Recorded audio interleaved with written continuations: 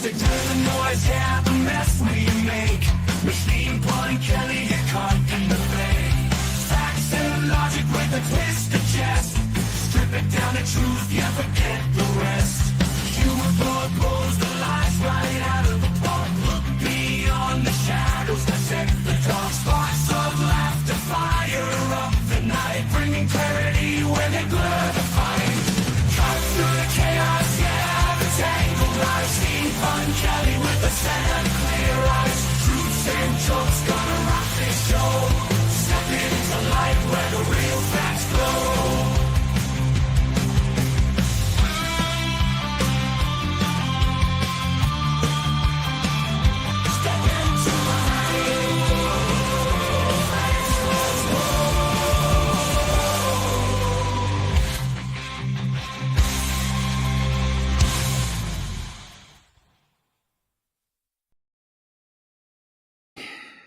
Welcome to the Pun Show. I am sorry if I am not just filled with enthusiasm and joy right now.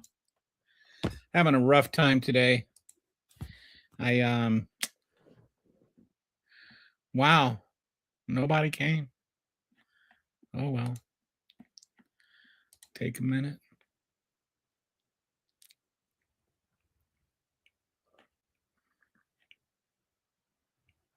Interesting. What happened? There we go. We got 3 people.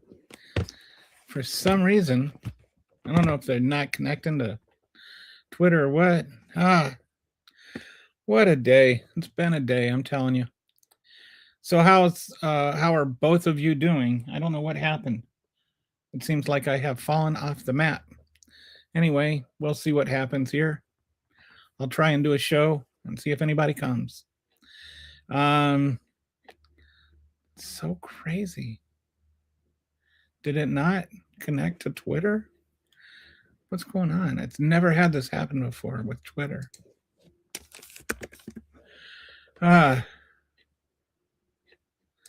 So let me just check this out. If you're actually here.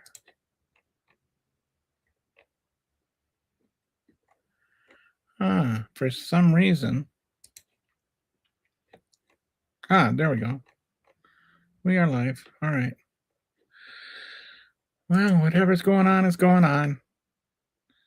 There we go. We got just had a delayed reaction from the Twitter audience. And so I'm really just messed up right now, guys. I'm sorry. All right. So right now we've got the another shutdown, and it's really just amazing. After all these years of Donald Trump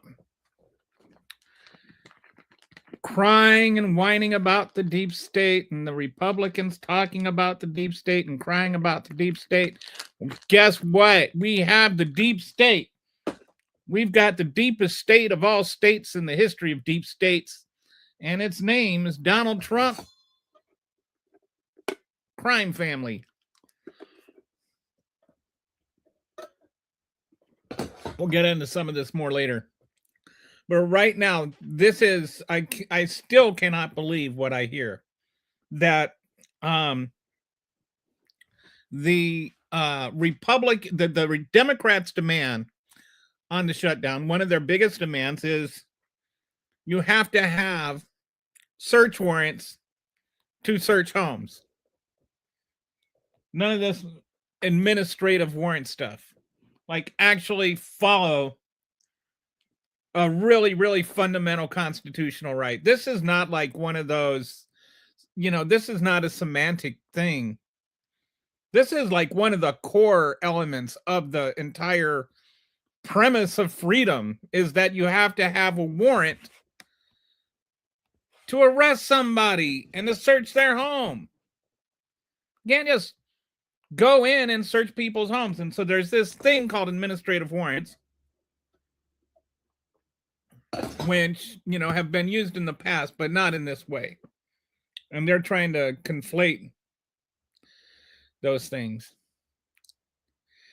And yeah, it's kind of like if you don't have a judicial warrant, you don't have a warrant at all. This idea that you can have an administrative warrant. Let me tell you what an administrative warrant is. Administrative warrant is a self-administered warrant, which means there is no warrant. If you can just give yourself a warrant, then there is no warrant. All you need is like your boss's approval. So with your boss, you just say, hey, boss, can I have approval? And your boss says, yeah, you have approval. And then you kick open the door and you drag out an American citizen. You can say, well, no, it only applies to illegal immigrants. And it's like, how do you know they're illegal immigrants? You literally drug a man out into the middle of a Minnesota winter in his underwear, who was an American citizen, because you thought he was an illegal immigrant. And it turns out that the immigrant they were looking for was already in custody. This is the kind of reason and the kind of thing that you have to have a judicial warrant for. The judge would say, are you sure you've got the right guy? The judge might say, he's already in jail here. Like, this is why you need judicial warrants, to prevent this kind of crap from happening. And once it's happening on accident, the line between happening on accident and happening on purpose is very, very thin. It's only a matter of time before it starts happening on purpose. So it doesn't matter. I'll get to some comments here. I love the Bad Bunny show. I really loved it too. We talked a lot about that yesterday. Do you like Trump? No. Hey, all. Good here. Really enjoyed your stream. Thank you, Paul. Hey, I'd be down to join game and show some support. Join game. You might be under the impression I'm not a game channel. So we don't have, but there are not citizens. How do you know? They literally arrested a citizen, Jonathan. They actually arrested a citizen. You can say they're not citizens. I would point out that, first of all, it's THEY apostrophe RE, not citizens. The war on apostrophes.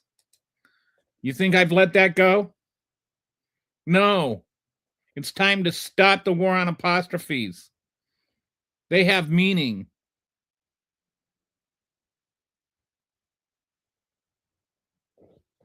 Don't hurt their feelings. Apostrophes matter. They're not citizens. Yeah. They probably know what apostrophes are, though. So, look at that. So that's the deal breaker for the Republicans. That they're holding up the government to prevent having to follow through on upholding constitutional rights. And not only that, they're acting like one of them called this Democrat wish list. Like, our fanciful wish list is that the federal government follows the Constitution. Like, the Fourth Amendment matters. I don't care if you think they're citizens or not. The Constitution doesn't say it only applies to citizens. Because if it doesn't apply to citizens, it doesn't apply to anybody. The guy who was a citizen that they dragged out in the middle of winter will tell you being a citizen doesn't stop them. Trying to show them your papers doesn't stop them. You all your talk and all your rhetoric and all your crying and whining about the deep state for the last 10 years, you are the deep state. You don't get more deep state than this, than sitting there advocating for the federal government being able to just walk into your house, arrest you, drag you out in your underwear into the middle of the winter. And if you don't let us do that, then we're just going to shut down the entire government. That is deep state. The Republicans are the deep state. Donald Trump is commander-in-chief of the deep state. You don't get any more deep state than they are, and he is in charge of the deep state. So stop crying about the deep state if you're defending the deep state. You need to see Bigfoot. Yeah. Okay. That's a cute little retort. I'm sure it's been used on you when you sit there and cry about, having to get vaccines to save people's lives. But this is really happening. American citizens are really getting killed in the street.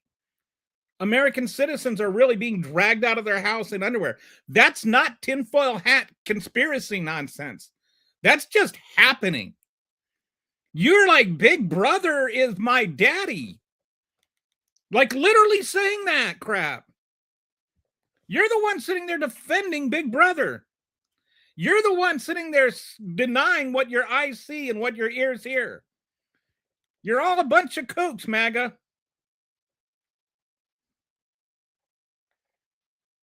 What am I talking about? I'm talking about American citizens being dragged out of their house in their underwear in the Minnesota winter. I'm talking about American citizens being executed on the streets of Minneapolis for exercising their constitutional rights. I'm talking about by now, probably over 200 American citizens that have been illegally detained and illegally held in just inhumane conditions. That's what I'm talking about.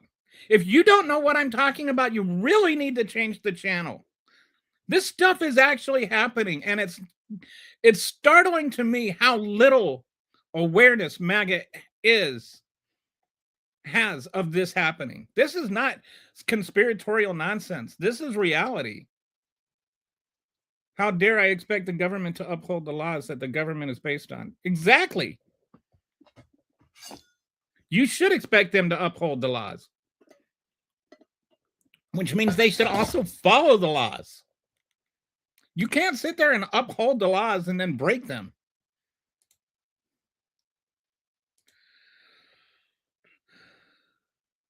%. That's why Fourth Amendment says people and not citizens.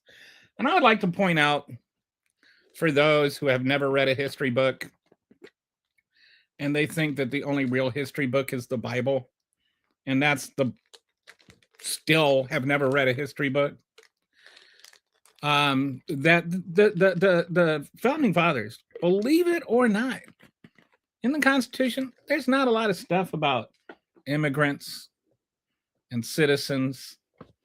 I mean, there is, you have to be a citizen, but they had open borders. Did you know that? That for like the first 120 years of our nation's history, there were no immigration laws at all. We had open borders. I don't know what nice try means other than you don't care what reality is. Well, if you're illegal, so be it. Okay. What Roger, son of dicks. Did you hear the part about an American citizen being dragged out of his house? So American citizens, I know this is hard for your little MAGA hat, but American citizens are not here legally. Do you understand that? Oh, I'm crying right now. I'm crying. Boo, boo, hoo. What a sniveling little nerd you are. Illegal migrants. Citizens, legal citizens. I should be the least of your concerns. America should focus on education. Perhaps then some people might learn how to use apostrophes. You're falling behind in every conceivable metric in terms of education. Where are you from, Michael? The problem with education is really about smartphones, in all honesty. You're crying right now, someone who doesn't care. This is what they do. It's just, it doesn't matter if it's true or not. They have to resort to like fifth grade. Actually, fifth grade is too evolved for them. Kindergarten insults. You're crying. Oh, yeah, you're crying. You're crying. You're crying. Yes, you child. I have no trust in anything until the deal. Oh, sorry. I have no trust in anything until they deal with the Getty problem. I'm sorry, I don't know what the Getty problem is. What do you mean by the Getty problem? Do I need to look that up? Is that something I need to be aware of? What is Getty problem? Let me see. All right, so we do have some things I'm going to talk about, but I just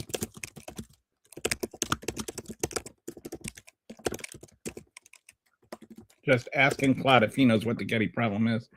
Because when I don't know things, I look them up. That's the way we work on this show. Sloppy Bigelow, or Slappy Bigelow. Slappy Bigelow, and everywhere I go, I worry about the Getty problem. So yeah, Claude doesn't know what the Getty problem is either. So you're talking about nothing. No, I'm talking about our constitutional rights. Don't protest. It isn't peaceful by any means.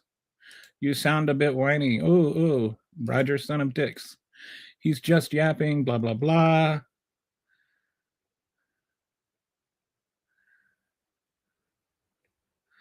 Laws were created to be broken.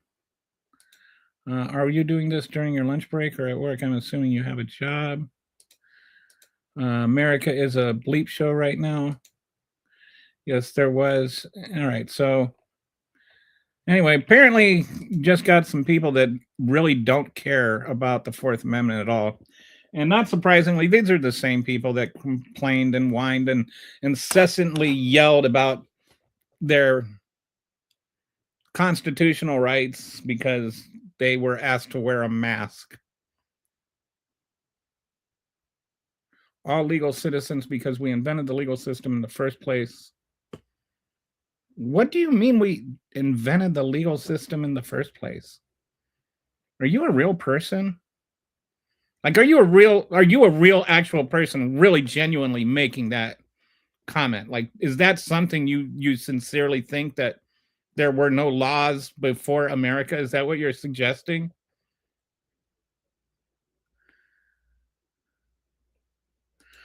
And then he says, first of all, he claims America invented laws. And then he says woke is the problem with education because they are receiving none. So the uneducated woke people don't even know that America invented the concept of laws. I'm from Canada. Oh, yeah. Well, you're better off than we are. Oh, by the way, hang out, buddy. I'm about to talk about the bridge. So I think that's interesting. Do you guys have what are your thoughts on the bridge thing that Trump is throwing his current hissy about? Them fryers are burning. I know I can, if you listen closely, you can hear Charlie Kirk yelling. The purpose of this rant is to annoy you. MAGA, masks are dangerous. You can't make us wear them. Also, MAGA, ICE has to wear a mask because it's dangerous without them. Though they're going to tell on us. All right. So let's go to this post by Donald Trump on social media. I just found this was amazing. How, I don't know. I mean, it's not like this was the most important thing he's talked about. Or you know, but it's important to some people, like the people in Michigan and Canada. And he went on this nonsensical screed. There was like a lie onion. It was like there was a lie and then another layer of lies and then a layer of nonsense wrapped in fabrication, torn up in excuses and belly aching. And it was genuinely one of the weirdest things that even for Trump, this was weird. So I decided I wanted to just break down how many lies were in this one post. All right, so how many lies can you find in this post? A fact check of Trump's Truth Social post on the Gordie Howe Bridge. Okay, so these are the relevant quotes along with why they aren't true.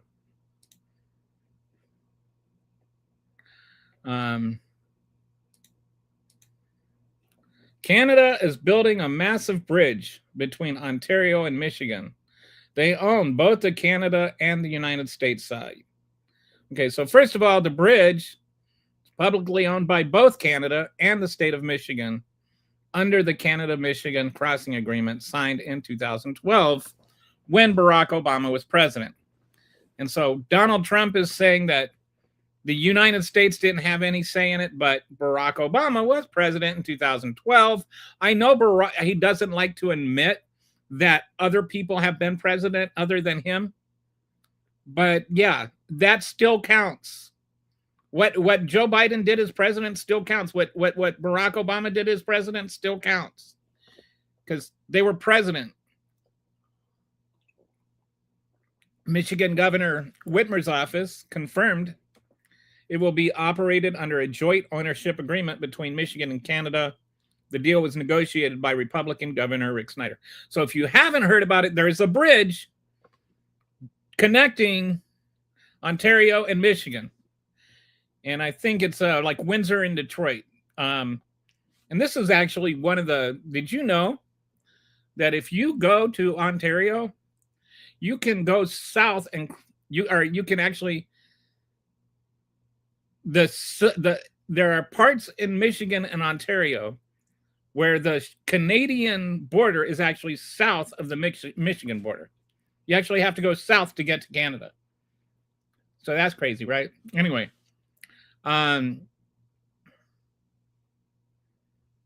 you've got this bridge that's just now about to be completed. They've been working on it all these years. And then Trump did one of his got a wild hair things and decided all of a sudden out of nowhere that he was going to have a big tantrum about this bridge. All right. So first thing he says is they own both the Canada and the United States side, but that is not true. The United States owns the United States side. They said they built it with virtually no U.S. consent, which Windsor Mayor Drew Dilkins confirmed the bridge was U.S. content, not consent. Sorry, this was the steel. He was made a big thing about U.S. not having no U.S. steel being used. But Windsor Mayor Drew Dilkins confirmed the bridge was built with steel from the state of Michigan. The 2012 agreement included a waiver allowing both Canadian and U.S. iron and steel to be used. Basically, they used U.S. iron and steel on the U.S. side, and they used Canadian iron and steel on the Canadian side. And the bridge was built with union labor on both sides of the border. So it was a collaborative effort used with both, with steel from both nations. He said, line number 3, President Barack Hussein Obama stupidly gave them a waiver so they could get around the Buy American Act and not use any American products, including our steel, which, as we just established, was a lie. The waiver did not exclude American products. It allowed both Canadian and U.S. steel to be used. So it wasn't, the issue was it didn't only include U.S. steel. It allowed Canadian steel to be used on the Canadian side. American steel was used on the American side of the bridge. Without the waiver, the project would have been restricted to U.S. only materials. The waiver opened it up to both countries. It expanded, not restricted American participation.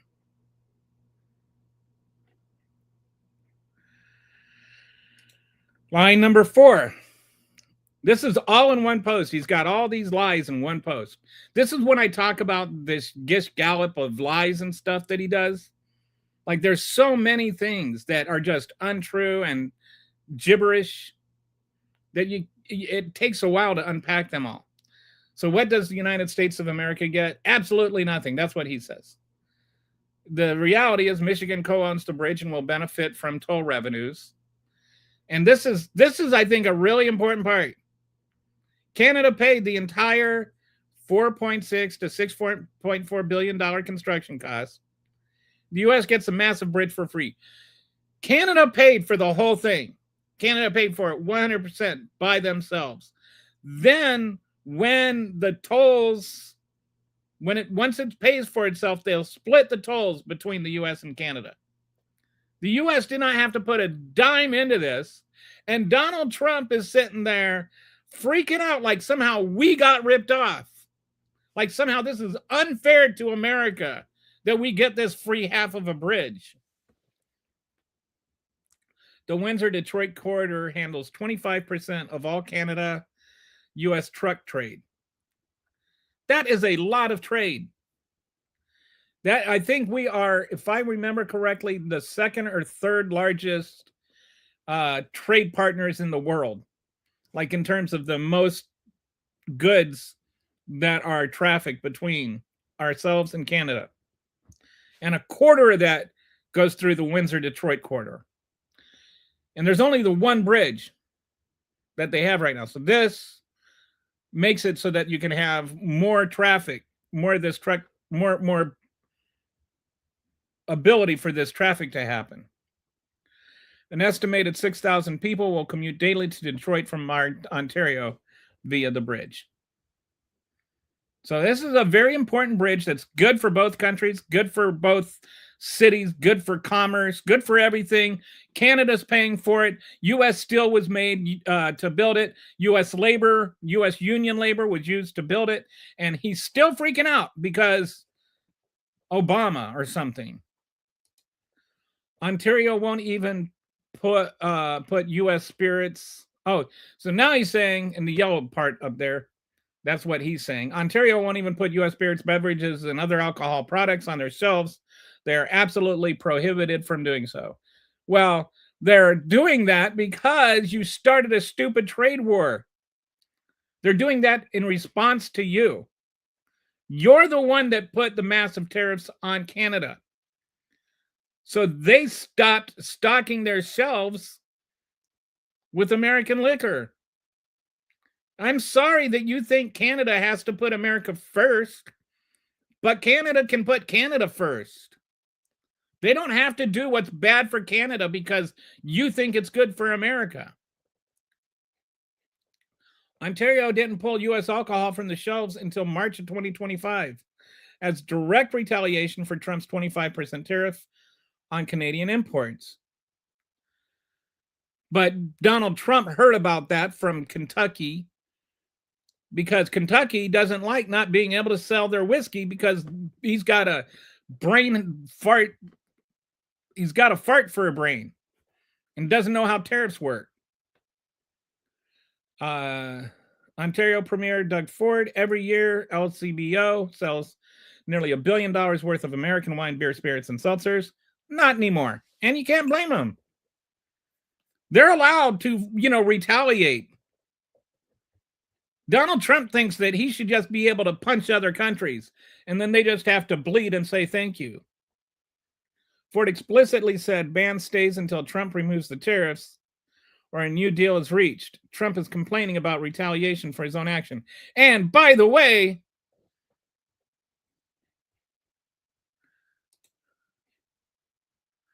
guess who set the current tariff agreement?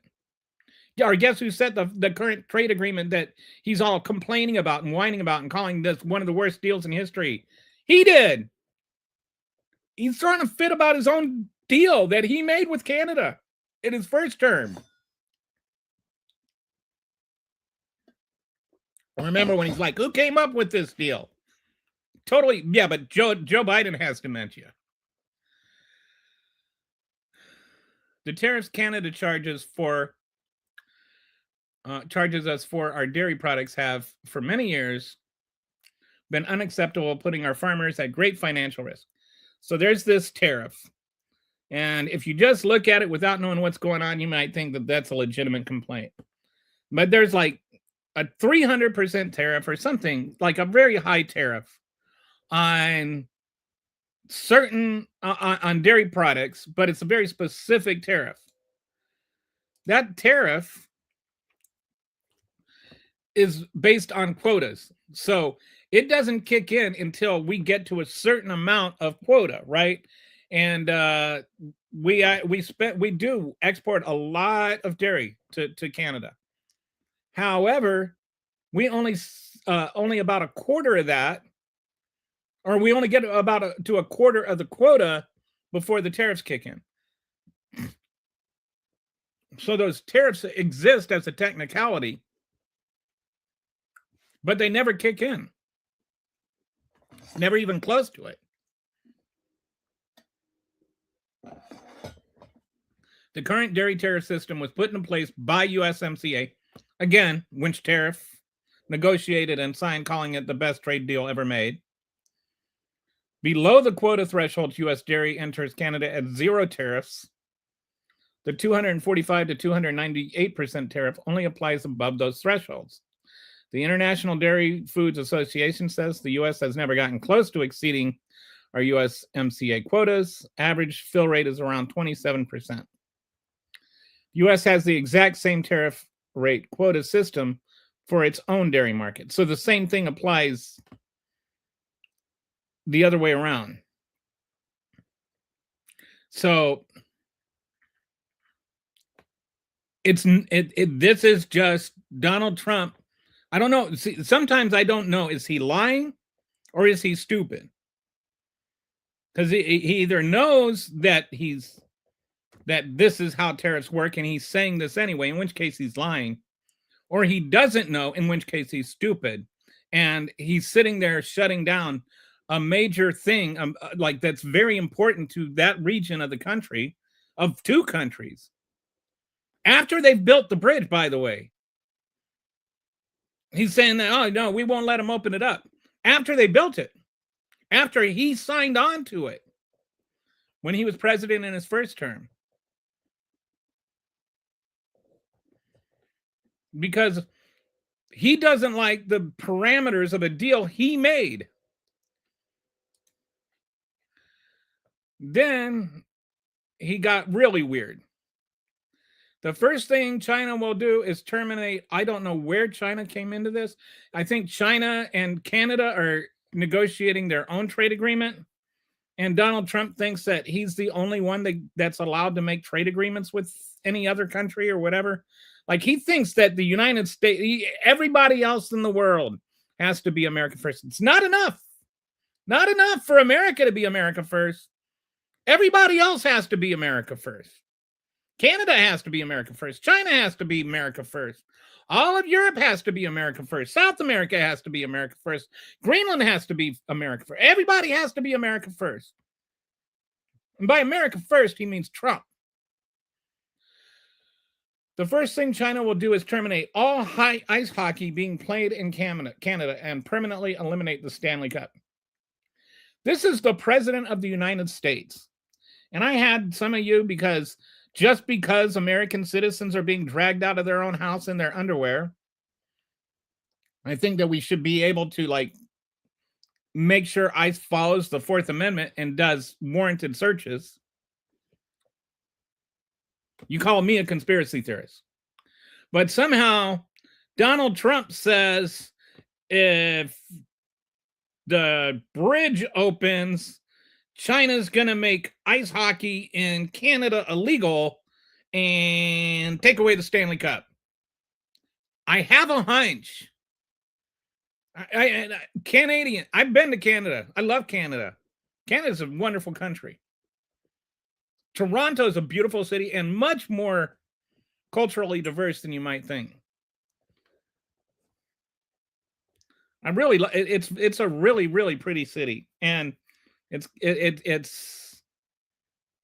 not what you think of with Canada. It's almost more like a European city than a American city. Um, but it's really nice there. Um,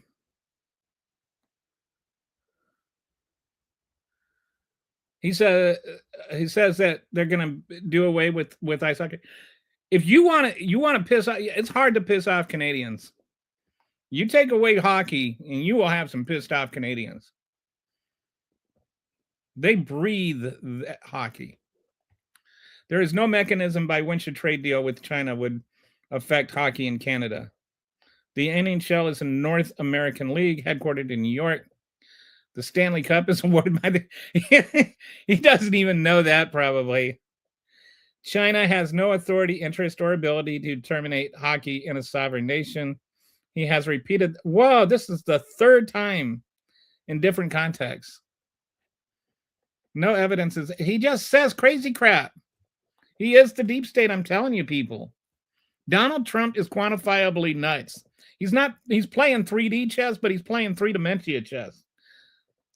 That man doesn't even know when he pooped his own pants.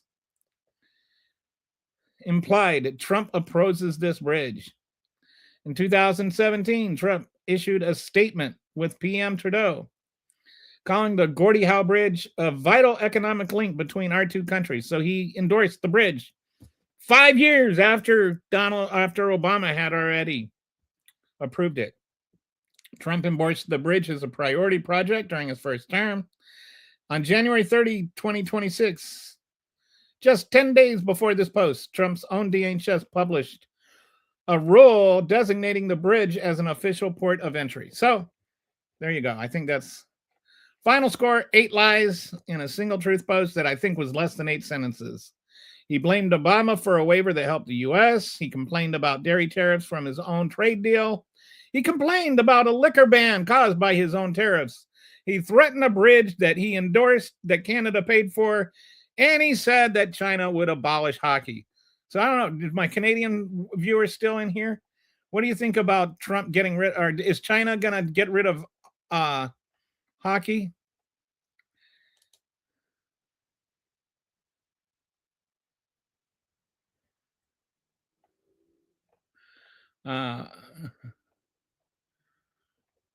Okay. I'm not an American, so I couldn't care less. Okay. MAGA. All right. So I scrolled back up too far. The mindless MAGA Americas are losing their bleep right now. They still haven't recovered from the fact that the halftime show is in Spanish. I mean, there are some really just weird rants about that. I think this guy is just so used to people mindlessly trolling that he is on a defensive mode autopilot. Well, that's not an unfair thing to say. My wife every once in a while will come in and say, "Hey, you need to settle down." Obama was the best president I've ever had in my lifetime. I'm only 30, so that isn't saying much. I'm 58. He's the best I've had in my lifetime. I think, there's just,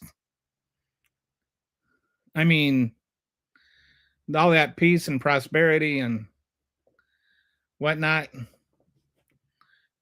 He never cheated on his wife. He never had any kind of personal scandal like even Clinton did.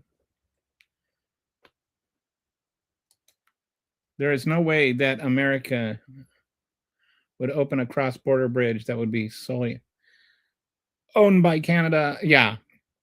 I mean, if you start peeling back layers and thinking about it logically,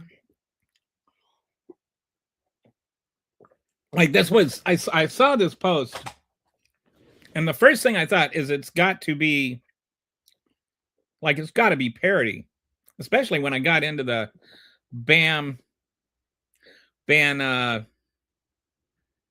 hockey nonsense. Yeah. Oh, look. Somebody said something that's hilarious. You probably know little to nothing about Obama's presidency and rely on biased media in order to get your facts. Obama was the best president that America had been for decades. People forget what, like, Obama literally inherited the worst economy since the Great Depression. And he put it on a trajectory that it was vastly improved by the time Trump took office. All the positive things that Trump, allegedly did, he just took credit for what the black guy did. The economic growth we had during Trump's first term was 100% because of Obama's economy. But people that don't actually like read books, but they learn from Fox News, they don't know that. I would venture to say that the Canadians care about Canada. And no, half of Canada does not want to join the USA. This is just not true. And it's not just Canadian leadership. Have you ever talked to anybody from Canada? No, they don't. None of this is true. I know you guys get all your information from right-wing nutjob news, but this is right-wing nutjob nonsense. There is a smattering of people, and it's not going to happen. There is a whole bunch of Californians that would love to go join Canada right now. I'll tell you that much. But no, Alberta, Saskatchewan, man, this is just made up. This is made up. Why do you have to make up? Oh, it's Glenn. I think I've seen you lying on here before. Trump is like a mobster who can't stand anyone skimming his stuff. Massey Kahana 2028. Massey'd be interesting. I wouldn't vote for him, but he's a I don't know what makes him smarter than me. I know that China's not going to outlaw hockey in Canada. People should pause and look at what the government is not doing for the population.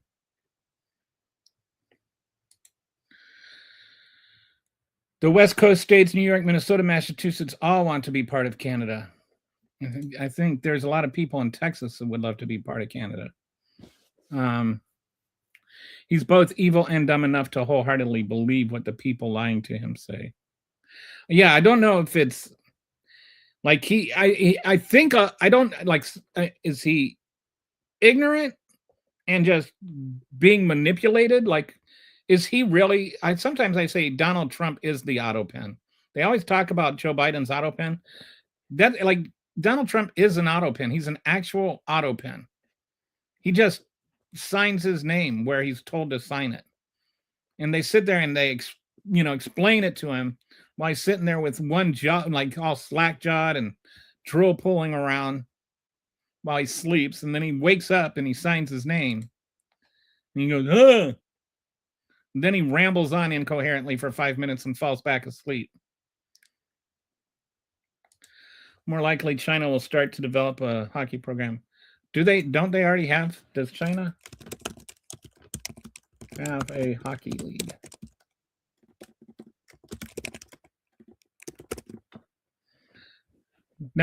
Yes, China has an active professional men's hockey league known as the CIHL. Oh, it just held its inaugural season this year. Interesting. So they're maybe that's why he thinks that they're gonna, I don't know. Yeah, it's not true. It's not true. I don't know where you read that. Did you read that on Red, White, and Nazi? Trump to rename the Canada Goose to the American Goose. Obama's base suit scandal was just horrible. Man, it was like, okay, so there was the base suit. That one they just lost their marbles over. Then there was the Dijon mustard scandal, which, That was just horrific. Can you imagine having Dijon mustard on a hamburger? Like, and it was like 3 news cycles that they talked about him putting Dijon mustard on a hamburger as though that was relevant. And then there was like Michelle Obama, was encouraging children to eat healthy and exercise. That was a scandal. I made more money in Clinton era and his policies mirrored Trump's. No, Clinton's policies do not mirror Trump's. I don't know where do you guys even learn stuff? No, Clinton era policies were not at all like Trump's.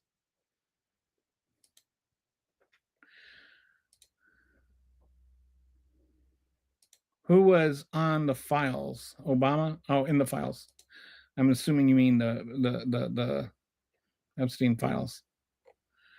China started a hockey program is the dumbest thing I've heard since that idiot said Osama. I don't think you're qualified to understand what is stupid. It's shocking how many people forgot Trump was president during COVID. I swear, they really 2020. They think Joe Biden was president. They get so many things about 2020 blaming Biden. Europeans love Canada. I think that Europeans used to love America too. I mean, if you're being honest.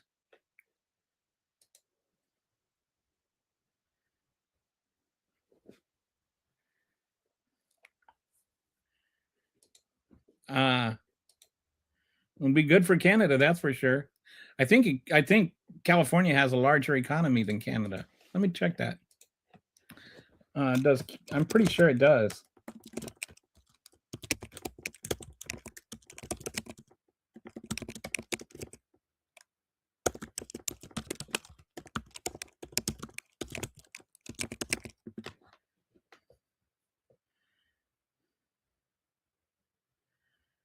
Just waiting for the Claude machine to give me an answer here.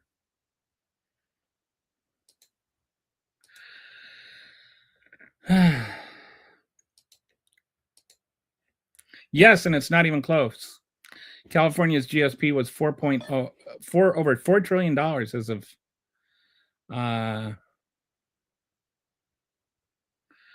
2024, making the largest subnational economy in the world. Canada's GDP is around 2.1. Wow. So California's economy is nearly twice Canada's. So that is pretty big. MAGA never bothered to learn about how Trump's first-term tax bill and OPEC deal were responsible for what we felt under. Yes, there was never any even remote effort to explain or understand or discuss why we had inflation under Biden. And I will say, there was a part of it, and it's kind of hard to determine exactly how much, but there was, when it comes to inflation, I always say there's multiple factors to any inflation. It's not like one thing causes inflation, unless it's across the board tariffs on every single thing that you import. But there was the Ukraine war. There was the supply chain issue.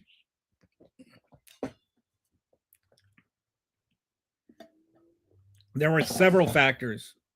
There was the stimulus spending, which, by the way, also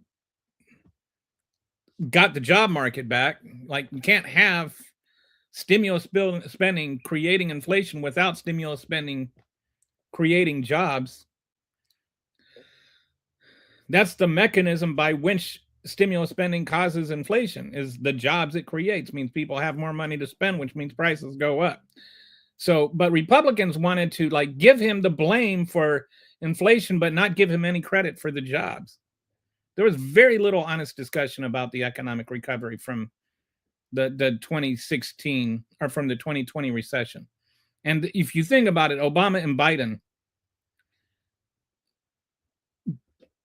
the three biggest recessions we've had in the last 50 years, Clinton pulled us out of a recession too. It's like Republicans keep putting us in recessions, Democrats keep taking us out of them.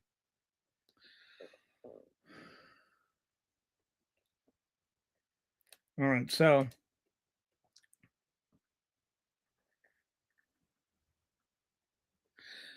okay, first of all, no, they didn't. And I'm tired of this false equivalent. We cover this every single day, it seems like. No, Obama and Clinton did not have the same policy on immigration as Donald Trump did. And I know this because Donald Trump criticized their policy on immigration. If Donald Trump says his immigration policy is different, then you should say his immigration policy is different.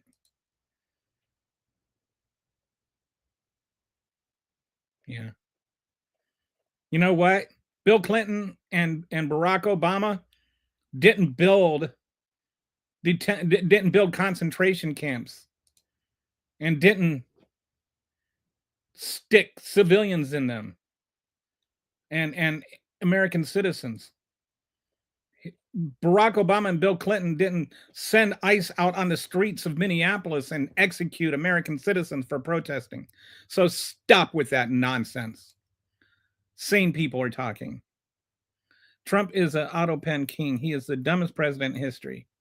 Best liar, though. Well, you know, when you don't know, I see, like, I don't know, maybe it is, it's like he doesn't know he's lying because he's too stupid to know when he lies. Fox News kept running with footage of him asking for Dijon mustard at a hamburger place, and they called him either elite or yes, the black guy that like literally was on food stamps when he was a kid is the elitist. But somehow Donald Trump, who only inherited $600 million from his dad and declared bankruptcy multiple times, pulled himself up by his bootstraps. I am 58 years old. We're the same age. No, they don't. I was there too, dude. I campaigned for Bill Clinton. Bill Clinton never said anything, never did anything that Trump is doing with immigration. Bill Clinton never put thousands of ICE agents on the street. There wasn't even ICE agents there. ICE didn't even exist yet.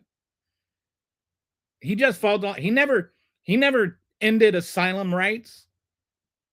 He extended them. Maybe you should learn what you're talking about before you correct your superiors, John.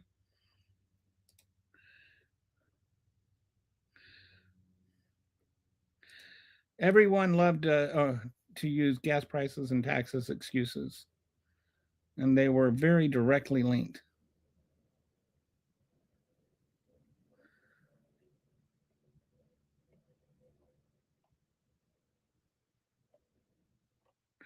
Yeah, nobody, see, this is part of the problem here, John, is you are conflating a whole bunch of things, and you are not willing to actually, with integrity, have an honest conversation about what they said, what people are saying now, and what Trump is saying. You are not an honest person, John. Nobody is arguing that immigrants don't need to come here legally. That's not what the issues are about right now. The issues about right now is whether or not asylum is a fundamental human right, and whether or not the president of the United States follows the laws as they are written regarding asylum. Has nothing to do with open borders or immigrants coming over here illegally. None of that. All of that is just a straw man that Republicans use to avoid the fact that asylum seekers are real. And Bill Clinton let asylum seekers seek asylum. Barack Obama let asylum seekers seek asylum. That's the difference. That's the only difference. And that's the thing that bothers a lot of people. Barack Obama and Bill Clinton did not make it a priority to go and scour the earth for undocumented people that came here years ago. So Yeah, they said different things. I was there too. Dijon mustard is an elitist. If he, I know it's like it's the same price as French mustard or yellow mustard or honey mustard. Go to HEB; they're all three the same price. Nobody protested in the nights.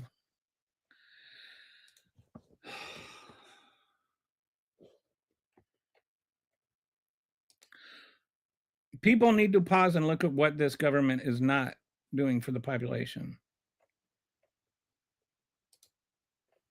You can't just you can't just say I'm in danger. No, Joe Biden's and Mitt just believed anyone who said they. Yes, and nobody is saying you can just say you're in danger. Like this is nonsense. It's just total nonsense. People don't just come over and say I'm in danger and then they just get an asylum. Not that is not how anything works. Learn the asylum laws, people. Like I am so frustrated with every day MAGAs have to come on here and make the same stupid arguments about asylum, and you never even read the asylum laws. You have no idea what the process is. You just sit there and you regurgitate the same sort of filth that comes out of the mouths of worm scum like Jesse Toilet Waters. You just repeat vile and hate. Stop it. Learn. Read. I'm doing these shows so that you can learn. Learn something. Read something. Read the asylum laws. Forget about MSNBC or Fox News or what anybody else says. Read the actual laws. Learn what the actual procedure is. When somebody comes over here, they have to prove, first of all, to a border patrol agent or somebody at the border that they have enough reasonable fear of persecution that that agent gives them an asylum hearing. Then at the asylum hearing, they sit down with an asylum officer who researches and calls back and determines whether or not that fear is credible. Then if they have a credible fear of getting murdered, if they get sent back to their country, then and only then do they get granted asylum. That's the way the law is written. If you don't like the way the law is written, then change the law. But right now, all you're doing is saying Donald Trump does not have to follow the law. And then you're calling people who are following the law illegal while Donald Trump and his minions are out there breaking it. Learn what you're talking about. Stop spouting nonsense. I know what I'm talking about because I took the time and effort to learn and to read. You have not. Thank you.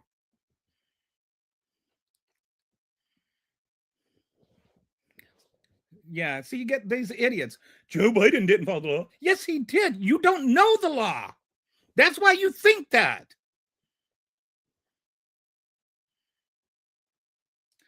You didn't change the law.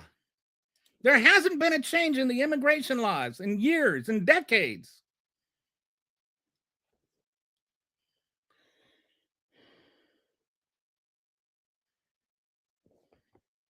So many people have had active deportation orders and we're not taken. You don't know what that's about either, do you? Do you, little child? You don't know what that's about. Why are you saying things that you don't know what it's about? What happens with the people that have these deportation orders that weren't taken is they go to a prison, they do their sentence, and then when the sentence is up, ICE is supposed to go pick them up and take them. ICE has not been showing up, and that has been going back to Bush 1. That's not a new problem. They sit there and they complain now. You know, I saw this guy in the hearing acting like, oh, it'd be so much easier if we could do that, as though they couldn't. They could do that. They can do that. The problem is they haven't been doing it.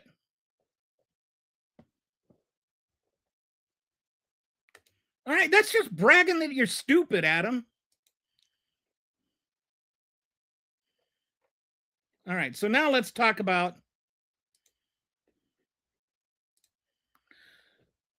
the whole detention center thing. Goodness gracious, I wish you guys could learn. I really wish, man, our country would be better if we could just be honest. I don't care if you're right or left. At least be fact-based. At least learn what you're talking about. Why is that so hard to just have honest conversations?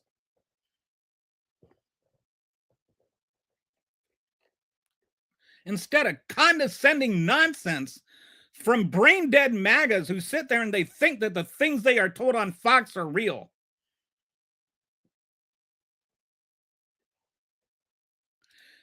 Tom Homan, Homan, said they were not. He lied. The ones that weren't cooperating were ICE. There is not a single record. There is not a single incident of anybody who was in a Minnesota state prison or a Minneapolis city prison that was due that they refused to hand them over to ICE. There are over 1.5 million people in the country right now who ICE never picked up. And they are in all kinds of states. They're in Florida, they're in Texas, they're in California, they're in Kansas. They're in red states, they're in blue states. They're all over the country. But they're not getting picked up. 1.5 million of them. And they haven't been picked up for decades. Some of them because they're just very, very small offenses. And ICE just doesn't bother coming to pick them up. Most of them are not violent offenders. Some of them are. And ICE still doesn't come up. And ICE has always said, oh, it's because we don't have the funding. We don't have the personnel. Now they do have the personnel and the funding. And the percentage of people they're apprehending who are violent felons is going down. They're using all this personnel to just harass people. They're not making America safer. I have family in Minneapolis. They do not feel safe right now. You have an underground food system just to feed children in the United States of America. And I don't care if they're here illegally. Children deserve to eat. Where's your humanity? Where's your decency? Or as Jesus will tell you, if you believe in him, and if you think that the Bible is true, Jesus will tell you, where were you when I was hungry and you did not you did not feed me? You're going to say, we were cheering for ICE. That's what you're going to say. And he's going to say, I got a nice spot for you right down there next to Charlie Kirk and Rush Limbaugh.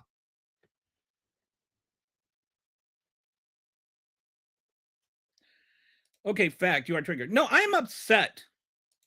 I'm upset. I'm allowed to be upset when I have fascists destroying the country that I served. I spent time in the military. I did not spend time in the military for this. I didn't serve my country for this. Yes, I'm upset. And why aren't you? Why aren't you, you coward? You absolute coward. Too afraid to even say Donald Trump is wrong. You're a sniveling little yellow-bellied coward. That's what you are. You are the most dishonest I've come across. No, John. I'm the most informed you've come across. And because of that, all you can do is resort to ad hominem attacks. You tried coming on my show and commenting these lies, and you got called out on it. Boo-hoo. I'm not calling anybody. I'm the one being called names. And I called the yellow-bellied coward a yellow-bellied coward because he was being a yellow-bellied coward.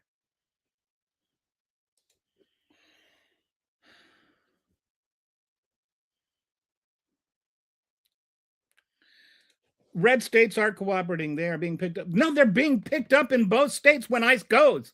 It's not the red states are cooperating. The blue states are cooperating. ICE isn't cooperating.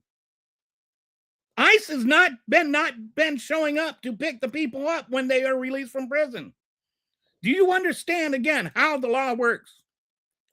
When an illegal immigrant serves their time, they are supposed to be let out of prison by law. So what happens is the state calls ICE and says, hey, we've got somebody to be picked up right here. And then ICE comes and picks them up, supposedly. But they're not picking them up. ICE is not showing up to pick them up. That's why you have 1.5 million people across the country in red states and blue states. I know on Fox News, they lie to you and they say it's only a blue state thing and it's, about sanctuary cities, which is a different thing. Stop learning from Fox. They lie to you. They lie to you. And then you believe lies, and then you come on my show, and then you tell me the lies that they said, and I have to correct you, and then you say that I'm triggered. Just stop watching Fox. If the whole nation stopped watching Fox News, we would be healed in like an hour. No, the sanctuary cities are not lying. That's not what sanctuary cities are, and that's not what sanctuary cities are doing. Fox News is lying to you about what sanctuary cities do. And what sanctuary cities, what sanctuary cities are is they don't turn over their police force to help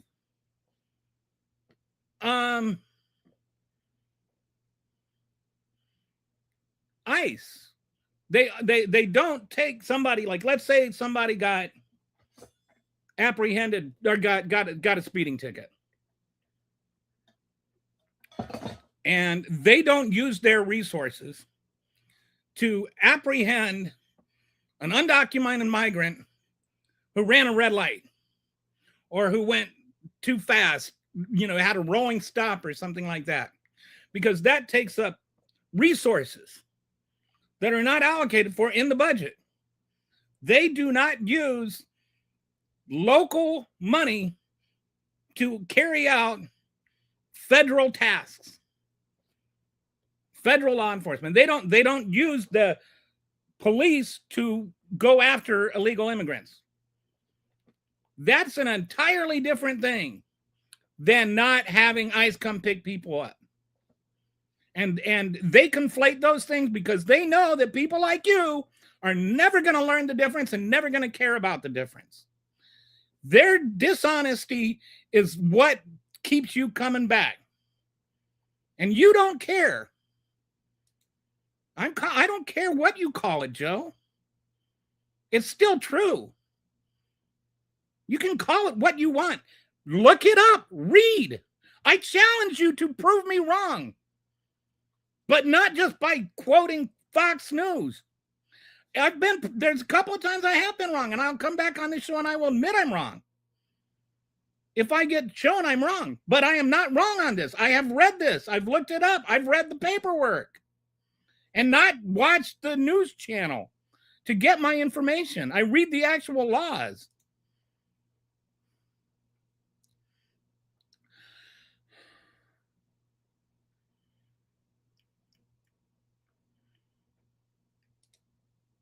No, Adam. Tom is lying and sanctuary cities aren't lying, and you don't know what sanctuary cities are.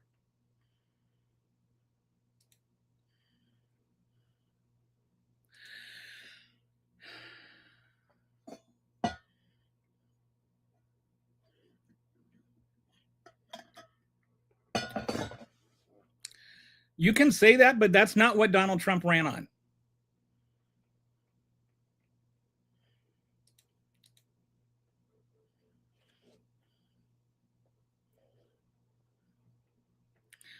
Yeah, and now there's no more due process. They're literally shutting down the country over due process.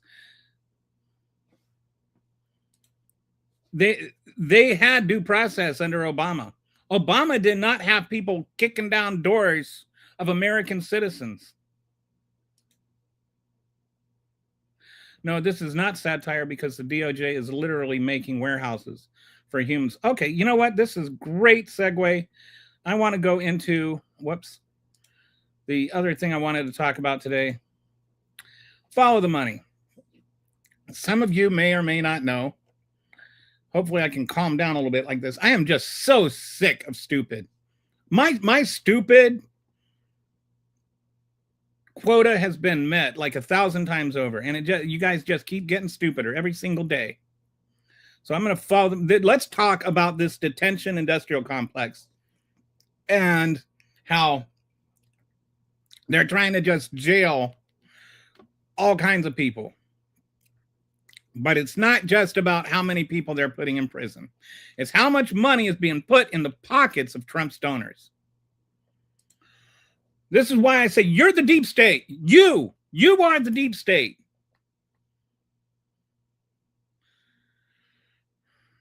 When Donald Trump became president, there were about 40,000 undocumented migrants detained. Now that's gone up to about 73,000. That's a 75% increase in 1 year. And their goal is to get 100,000 beds in 2026, funded by $45 billion from the One Big Beautiful Bill Act. That's a lot of money, $45 billion. We're going to go into some of this stuff. ICE now uses 104 more facilities than at the start of Trump's term. So they're opening up all these new, and if they're just moving them out, why do they need all these facilities? If they're just going after the worst of the worst, why do they need all these new facilities? All right. This is, to me, just stupid. You're like, okay, we caught them. We don't want them to get away. Why not use ankle monitors? Especially the ones that don't want to leave. Like if you've got somebody you're busting a guy at it going to his administrative hearing, right? He is literally showing up. You say, oh, well, he should do it the right way. You've got people doing it the right way. They're going to their asylum hearings. They're following ICE instructions, going where they're supposed to do. And that's how they know where they're going to be. ICE knows they're going to be at their administration hearing. So they show up at their administration hearing and then they arrest them. And they put them in these detention centers. Those detention centers, as we just said, cost a lot of money. Ankle monitors don't. Ankle monitors are relatively cheap, virtually free by comparison. Holding somebody in a detention center costs 36 times as much as an ankle monitor would. And if they're in an ankle monitor, that means that you don't have to pay for their food. They can still work. They can still be with their kids. These are not all dangerous people. You want to put the dangerous ones in prison, then fine. But it's up to like 90% of them have never had any kind of violent arrest. These are not dangerous people. 70-some% have never had any kind of arrest at all. They're not dangerous. Why not just put them in ankle monitors and let them finish their administrative hearings? Then deport them. Why not just follow the law? Why do you have to be in such a rush?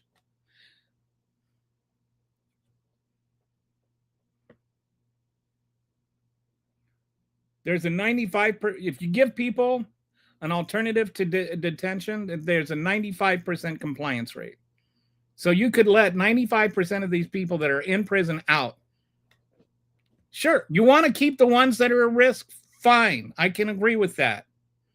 But why do you need to detain somebody that just wants to be with their son? And why do you have to detain the father and the son, the guy with the blue bunny hat that was, by the way, here legally seeking asylum, and like even came here legally seeking asylum?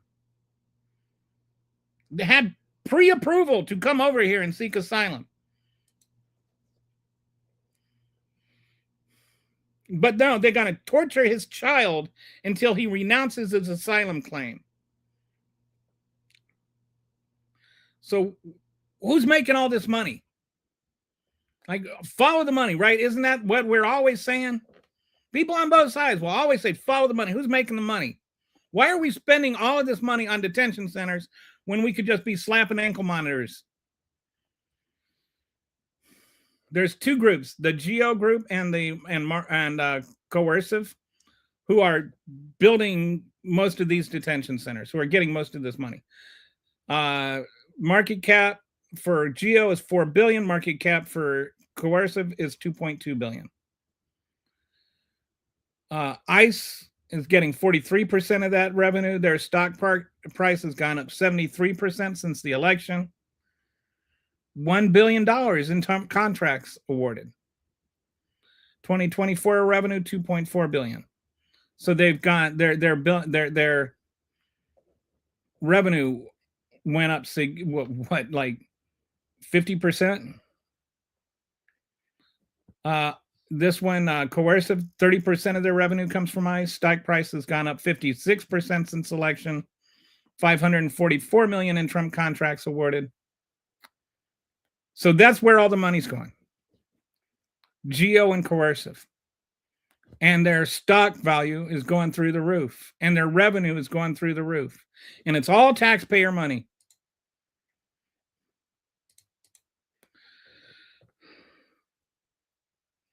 So, did they invest? Is this... Trump loves his quid pro quo, right? Their contributions. Geo subsidiary. Mata, they $1 million to Super PAC. Geo, Trump inaugural committee, gave $500,000 to the inaugural committee. Republican Congressional Leadership Fund, they gave $775,000 to. Core Civic, they gave another $500,000 to the Trump inaugural campaign. The Core Civic CEO, Trump joint fundraising, another $300,000. And then their lobbying, they spent another $3.1 million.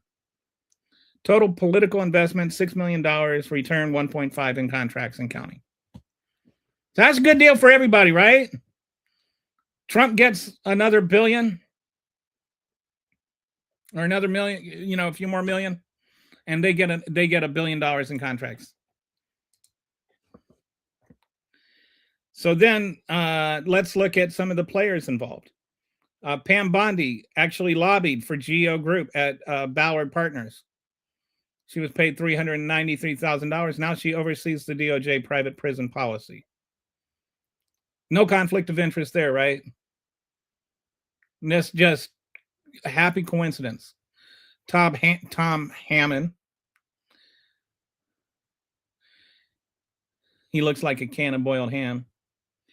Tom Homan, former ICE director, CEO group consultant, back as border czar, implementing policies that fill GEO's beds.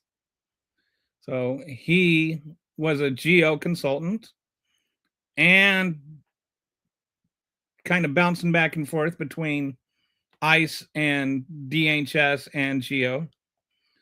Geo lobbyists, 10 of the 13 of Geo's largest lobbyists are former government employees. 77% of Geo's group's 2024 lobbyists previously held government positions. New firms include Trump Jr. associate.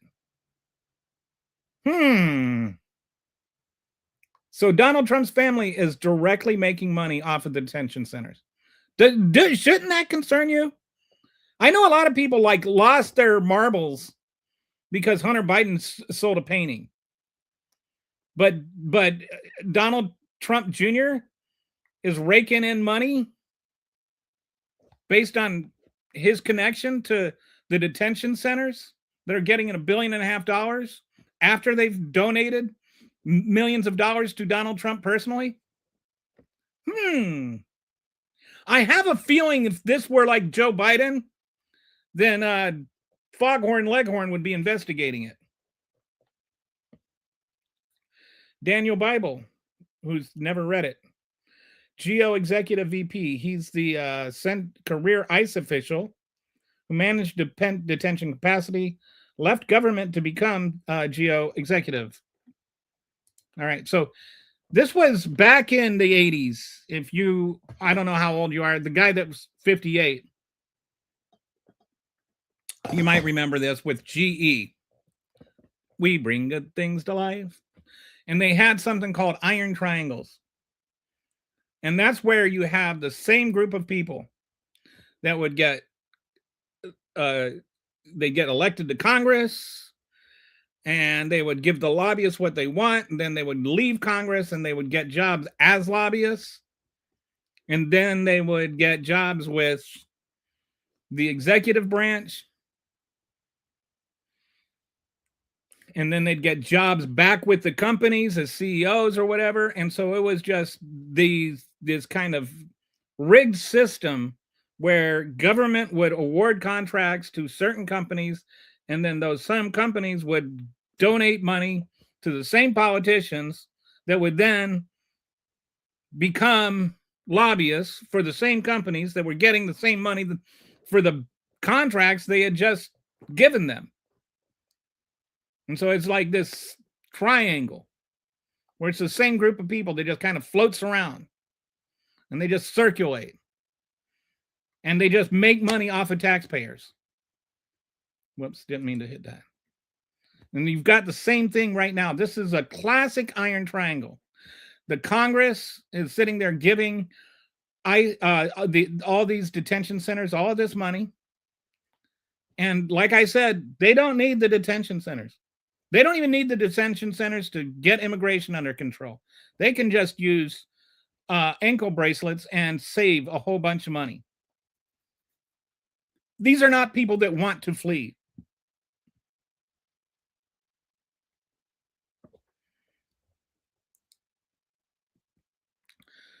But the same people, they're going to be making the money off of these private prisons, are the ones that are financing them. And they're financing them with our tax dollars and at the cost of our constitutional rights. The human cost. There were 32 deaths, deaths in ICE custody last year.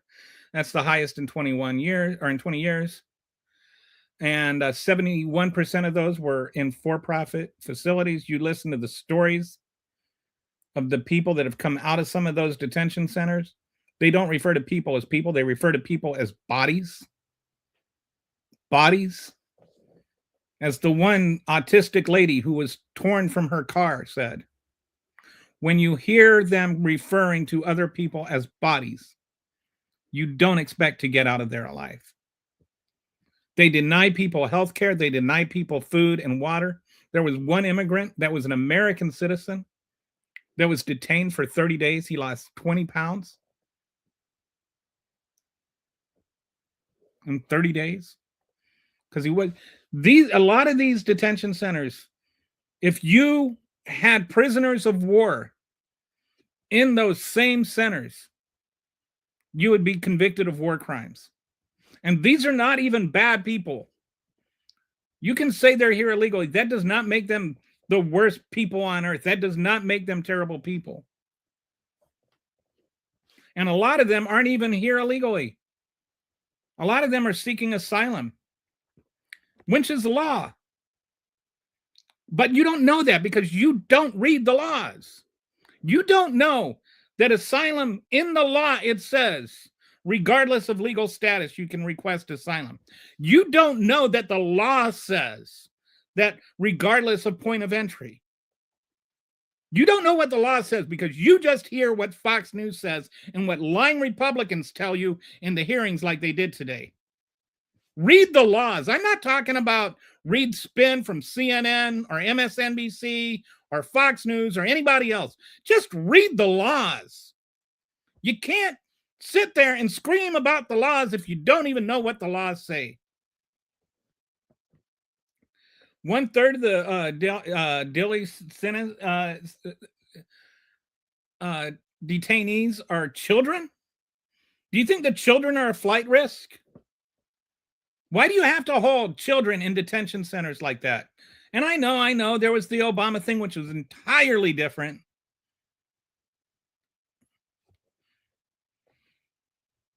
But you complained about that. 6+ deaths confirmed in early 2026. And by the way, these are the deaths in the detention centers. They do this thing where they rush them out of the detention center when they're dying so that if they can get them out of the doors before they die, they don't count. They count in transit to the hospital, so it looks like they were doing something. And so there was like another 16 or so that I can't remember the number. There were a bunch more that died in transit to the hospital. People showing up to scheduled ICE check-ins are being detained on the spot. Like, why are you arresting people that are showing up for their check-in? Honestly, why? If they're showing up for their check-in, they're trying to comply with the law. This creates and so what ends up happening, now you're deterring people from showing up for their ICE check-in. You're creating the crime that you're alleging to stop. This creates the flight risk of the policy claims to solve. Once people learn check-in leads to detention, they stop showing up. The compliant, trackable population becomes invisible. You're actually making it worse by carrying things out this way. But MAGAs don't think. They just stink. Blocking oversight. DHS required 7-day notice before congressional visits. Blocked by federal judge. They tried to say that the law, again, I know you guys are very, very upset if I say read the law, but the law says that Congress can do oversight at a moment's notice. They don't need to notify you before you have an inspection. And if you've ever been in the military, they have two kinds of inspection. They have inspections where they're announced, and they have unannounced inspections. And they have unannounced inspections for a very specific reason. If you have announced inspections, then you know it's coming. You have like everybody spends like the week, 2 weeks before getting everything up to snuff. And that has a value because that way, you know, if you have that kind of inspection twice a year, everything is getting buttoned up once a month or twice a year. And it's a way to keep things from falling apart. So they have those kinds of inspections. They also have impromptu inspections where it's just on the spur of the moment. Somebody shows up and they're ready to inspect. And that's to find out how things really run in the day-to-day. You need those kinds of inspections too.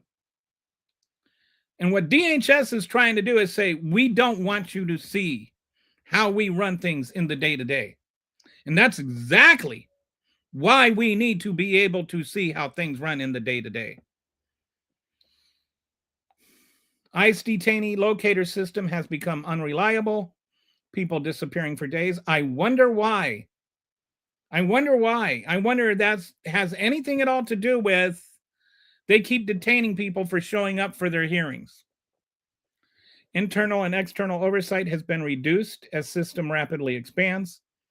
They're putting 6 people on one, autistic woman.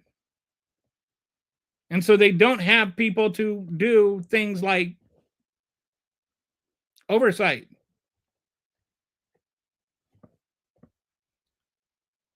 Lawmakers denied entry to facilities, multiple court orders required to restore access. And then they're using pepper spray and riot gear against peaceful protesters. I keep hearing, people, they're being violent. They're not being violent. I've seen too many of these ICE agents are the ones that are being violent.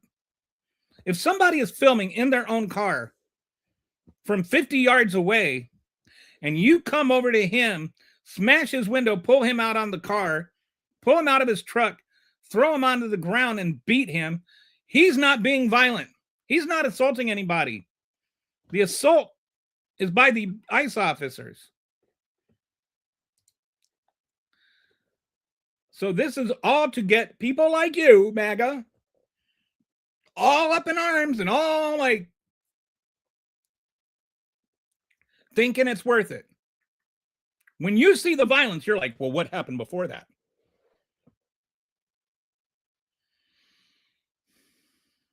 It's to get you on board with losing our constitutional rights so that people can get thrown into these detention centers and Donald Trump can make money and his rich friends can be making money.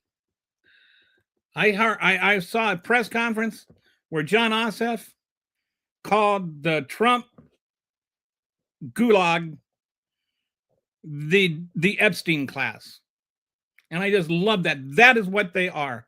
A bunch of moralists, billionaires who don't care about you or anything else, but somehow you think that they're going to be your saviors. They're the deep state. The Epstein class is the deep state. Okay, so. All right. So that's that one. My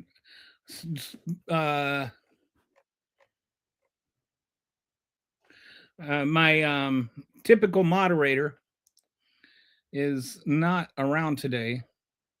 I saw your I scrolled past it. I was Skippy. I saw your oh, there it is. I'm just a bot since I don't have your identical beliefs. No, you're not a bot.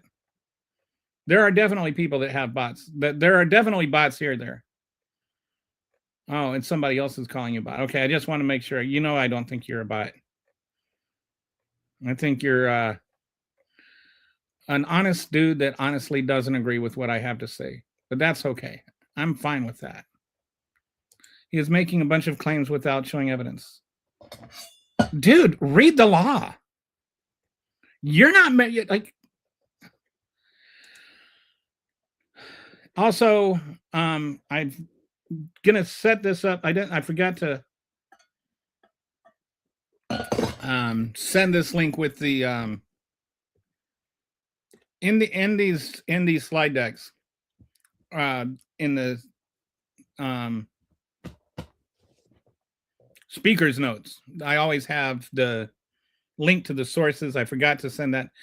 Hopefully in the next day or two. I'm almost done getting my machinepunkelly.com site set up, and then all of the decks will be there. I do actually validate everything I said, so I do actually have sources for everything, and I have read the laws, and I do wish we could have a fact-based discussion.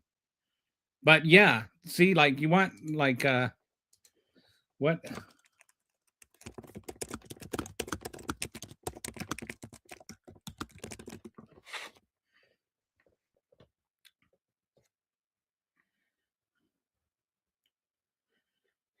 Hang on a second, just letting it load. See, you think that just, oh well, I'm gonna challenge you that you don't have sort, as though anything that you're saying is sourced in reality at all. Okay, but here is the actual asylum law. I read this. Seems like I read this every day too.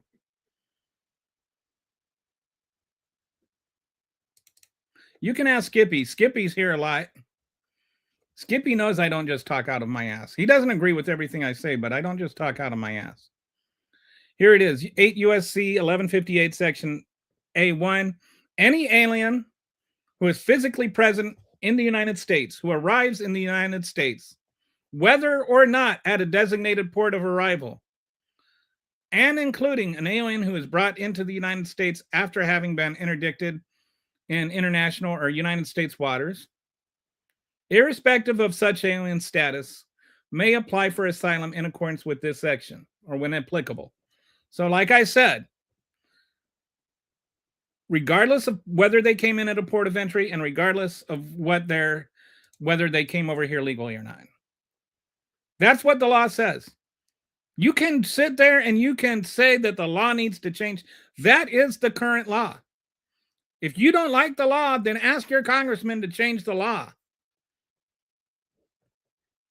But I am not sitting there just spouting off nonsense. I've actually done the research. I've read the laws. You're a self-grandiose, narcissistic person who thinks their opinion. No, I think that what matters, John, is facts. I'm not self-grandiose narcissist, whatever you think that means. I just think that facts matter. I think that what the actual law says actually matters.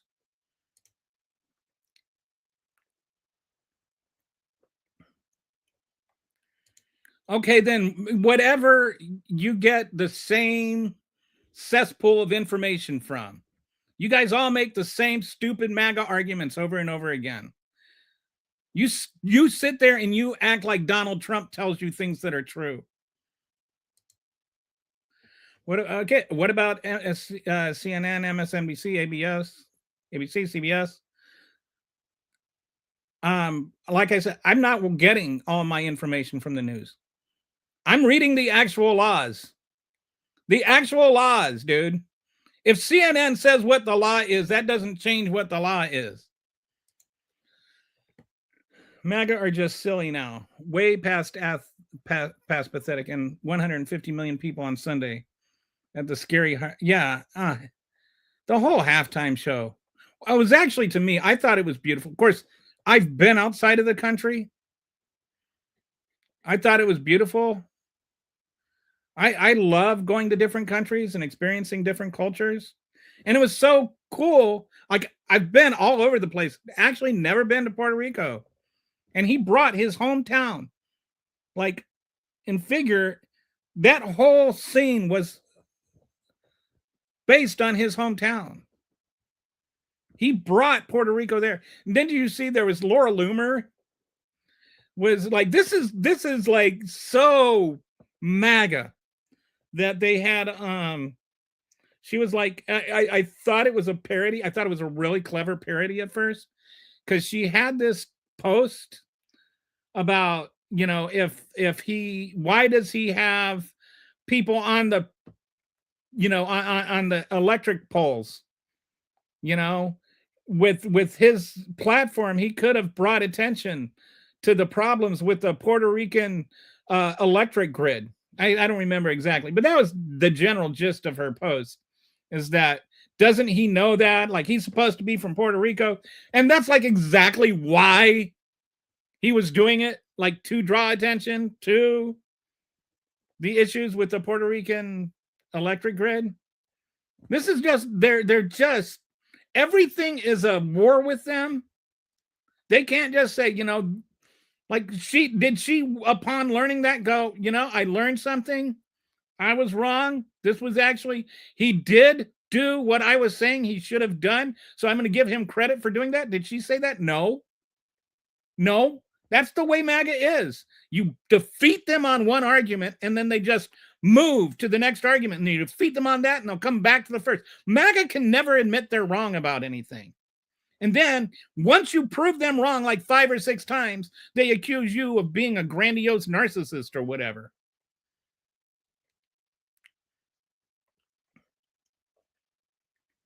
Yes, I have a reality bias.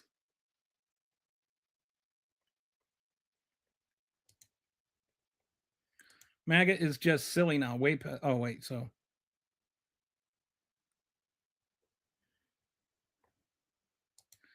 they don't. Yes, they do.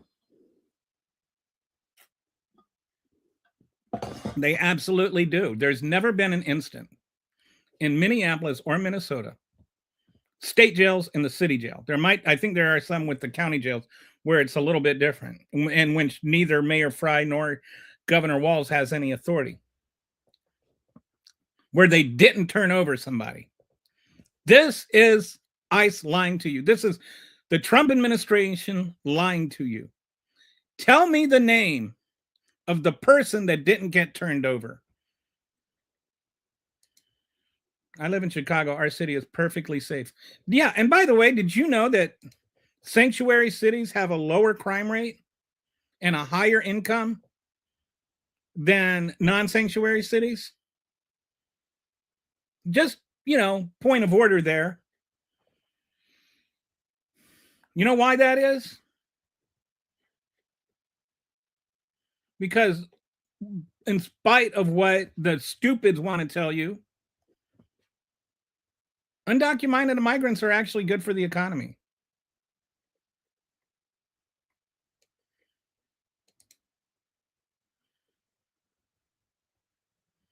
Shannon, you support men who want you to be quiet.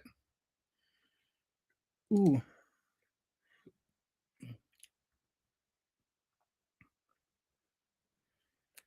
You didn't read that. I mean, if you read, I don't know where you read that, but whatever you read wasn't true. I'll bring this up. Okay, here. Let's do fact checks then. This is what you guys want. We'll do it. I'm not afraid.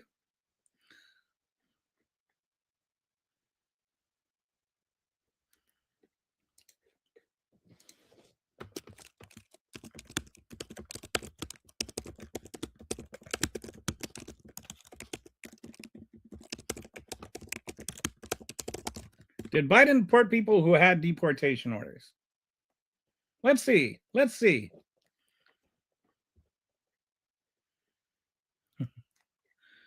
Just waiting. I think Claude is trying to grasp that this question has been asked. Okay, here we go. He's starting to. Oh, sorry. Let's go to Grok.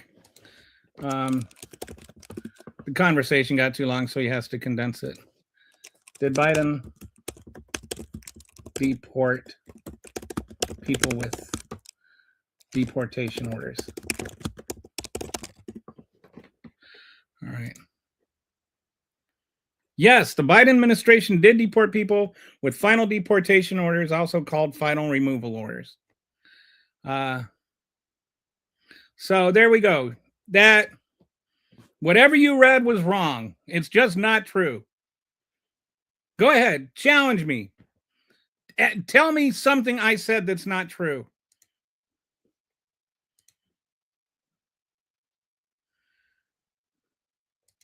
The guy who thinks Trump said neo-Nazis are very fine people.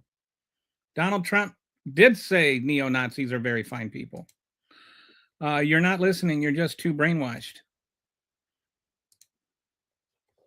See, the fallacy of Kelly is that he's saying only. I never said that. This is actually a fallacy of you. I never said that only conservatives lie and liberals don't ever. That's actually a lie. That's actually you lying about the lie that you're accusing me of lying. I have never, ever said anything remotely like that.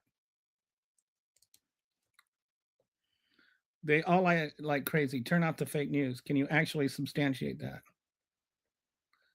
I think that there is a difference. Like CNN has a sensationalist bias. I think that MSNBC has a very hard left lean. But Fox News is different than either CNN or MSNBC in that it directly works and coordinates with the Republican Party. It literally gets talking points from the Republican Party that this is what I want to talk about today. There's a big difference. MSNBC criticized the economy under Biden quite a bit.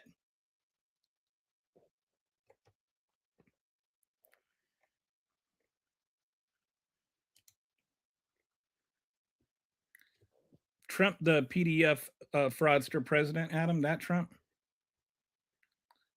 Don't need Fox to know you're wrong. No, but maybe you need a grammar book to know what an apostrophe is. You can't prove the Democrats wrong. Y'all are brainwashed, even if Trump. Yeah, but Trump didn't cure cancer. So the thing is you want to make it about this weird hypothetical thing about whether or not Democrats can be wrong. We're not even talking about that. Like, this is just a red herring.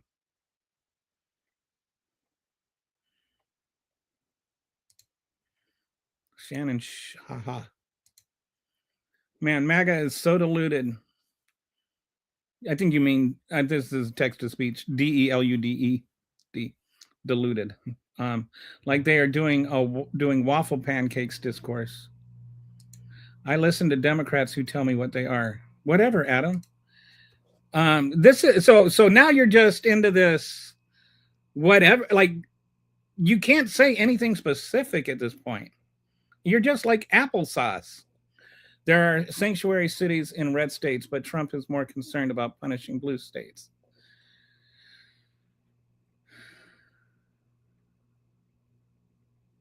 You are inventing what due process is.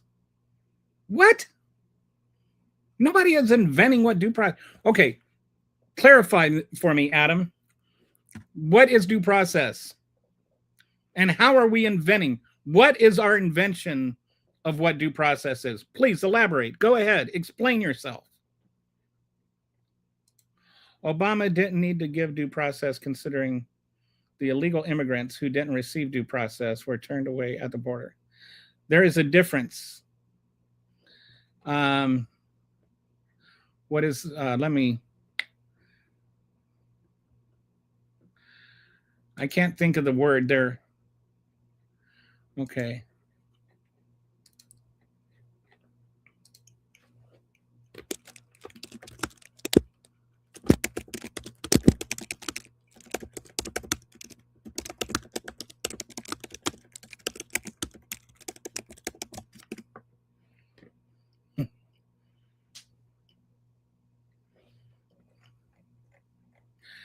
So did Barack Obama, are we in this? Yeah. Did Barack Obama provide due process for illegal immigrants? Yes. The Barack Obama administration generally provided due process for many undocumented immigrants, often referred to as legal immigrants facing deportation. But it also relied heavily on a streamlined process that limited or bypassed full judicial hearings for a large portion of cases, particularly at the border. And I think there is a very distinct and there's a very reasonable distinction made here. The U.S. Constitution's Fifth Amendment guarantees due process to all persons in the United States, regardless of immigration status. Immigration proceedings are civil, not criminal. So the level of due process is lower than in a criminal case. No automatic right to government-appointed counsel, for example. However, the system includes protections like the right to a hearing before an immigration judge in many cases, the ability to present evidence, appeal decisions, and seek relief. So due process is literally the process which is due, and the process which is due changes based on your particular situation. And even among illegal immigrants, that changes a little bit. Key aspects of due process under Obama: for many interior non-border deportations and certain border cases, individuals received formal review proceedings before an immigration judge. This included the opportunity to apply for relief, present evidence, and appeal. The administration prioritized deporting individuals with serious criminal convictions or recent border crossers, while exercising prosecutorial discretion to deprioritize long-term residents with U.S. citizen family ties via memos like the 2011 Morton memos and the 2014 enforcement memos. So, internal people that had been living here for a few years that had not broken any laws other than coming into the country illegally, they had due process where they got to go and present themselves to a court. Then they had protecting certain groups, initiatives like Deferred Action for Childhood Arrivals. In 2012, shielded hundreds of thousands of young undocumented immigrants from deportation without requiring full court proceedings, providing temporary relief and work authorization after background checks. So DACA, right? People that were brought over here when they were 2 and now we're 23 never really did anything wrong. So he was trying to carve out a way for them to stay here legally. Later policies focused enforcement on threats to national security, serious criminals, and recent arrivals, reducing interior deportations. Okay. Now this is the part where there was some limitations on due process, and I want to clarify that this is different. It's not what Trump is doing. The Obama administration oversaw record high deportations, over 3 million formal removers, but a significant share involved process with minimal due process. And that's the word. Expedited removal is what I was trying to think of. And this was a fast track process, expanded under prior laws, but used extensively under Obama, which allowed immigration officers to deport certain non-citizens, mainly recent border crossers, without valid entry documents, without a hearing before an immigration judge. Fiscal year 2013, for example, about 27% of deportations were expedited removals, and over 70% of total removals in some years occurred without seeing a judge via expedited removal, reinstated prior observers. Okay.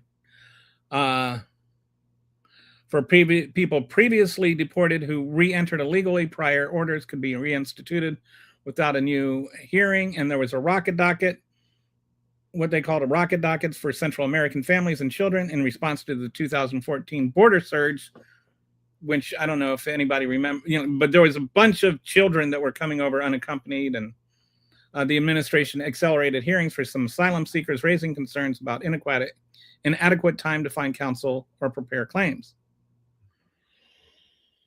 And so they felt like ACLU and people felt like he was unfairly rushing those through.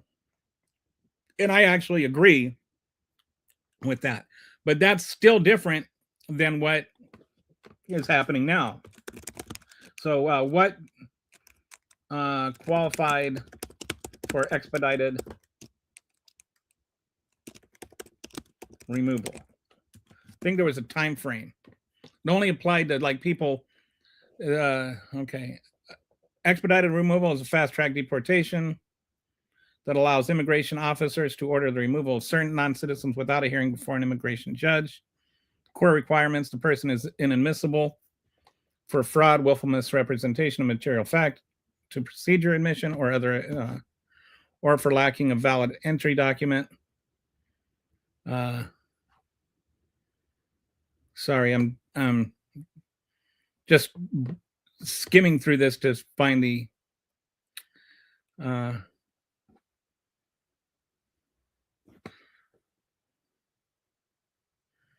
so in January 2025, the Trump administration issued a Federal Register notice expanding expedited removal to its statutory maximum, applying it nationwide to eligible non-citizens who have been continuously present for less than 2 years.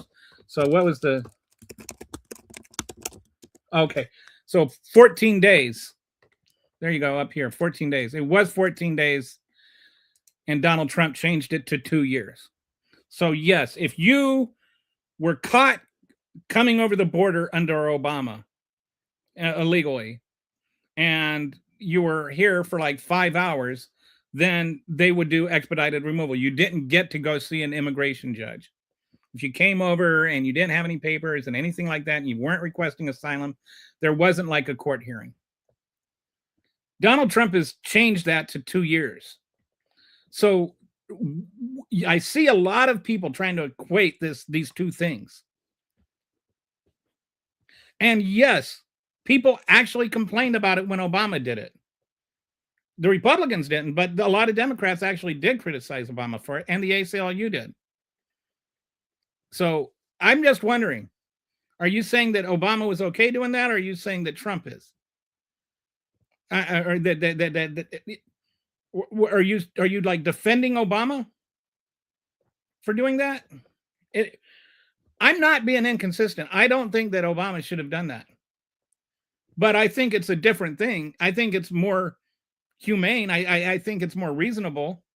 I just watched you come over the border and you don't have any papers, so I'm sending you back, versus going and throwing some mom on the ground because she went to go pick her citizen children up from high school.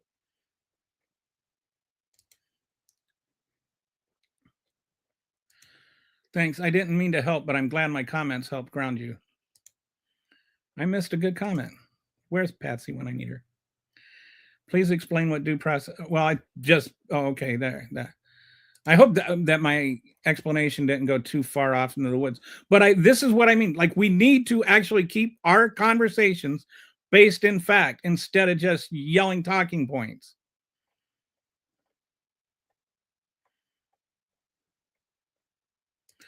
I want my country free of illegal invaders. What does the word invader mean to you? I have a problem with that because you're using racist rhetoric irresponsibly. Invaders. So a 3-year-old girl that a 5-year-old kid with a bunny hat is an invader to you? You think they're a threat?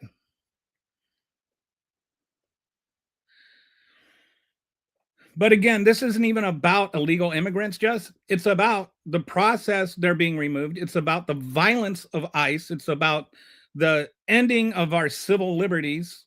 It's about destroying the First Amendment, Second Amendment, Third Amendment, Fourth Amendment, Fifth Amendment, Sixth Amendment, Eighth Amendment, Ninth Amendment, and 10th Amendment, and 11th Amendment.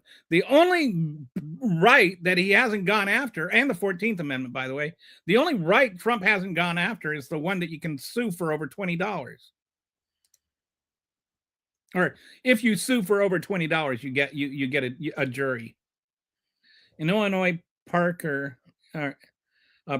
put a law against ICE not being allowed 100 feet around the government buildings for that reason. One of the half decent things he did. I imagine that's state government, because I don't think he could do that about with federal governments. But this is one of those things, like even the 10th Amendment, like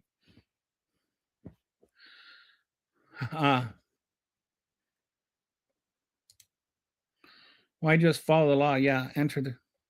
Okay, do you realize that if somebody breaks the law by entering the country illegally, you can't murder them? And I'm not saying, that that's happening. I am just saying using somebody else breaking the law to justify yourself breaking the law is not a valid argument. Everybody should follow the law, including Donald Trump and the ICE agents and the Department of Homeland Security and Kristi Noem. And that's why they keep getting blown apart by judges, because they are not following the law. You can't argue follow the law and then defend not following the law.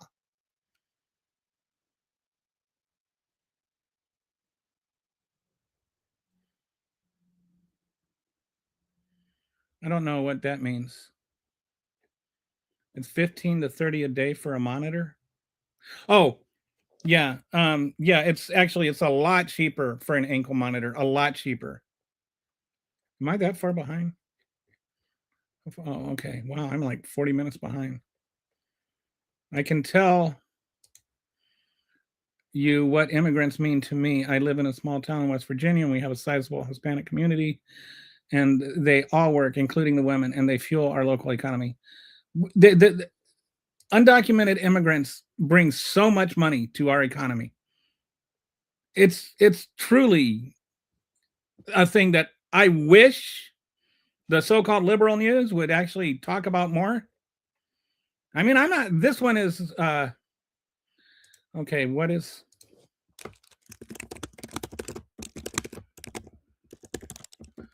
I read this one. This is.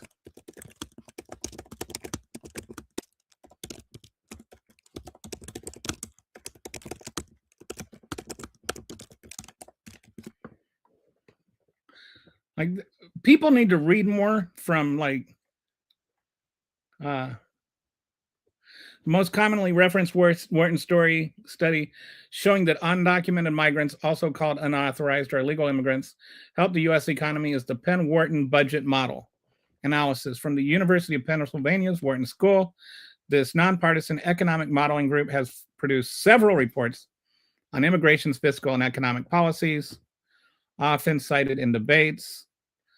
In 2016, they came out with a study. Immigrants are net positive contributors to the federal budget over their lifetimes. They drive innovation, a better educated workforce, occupational specialization, improved skill, job matching, and higher overall productivity. This is the undocumented, are the effects of immigration overall. I'm sorry.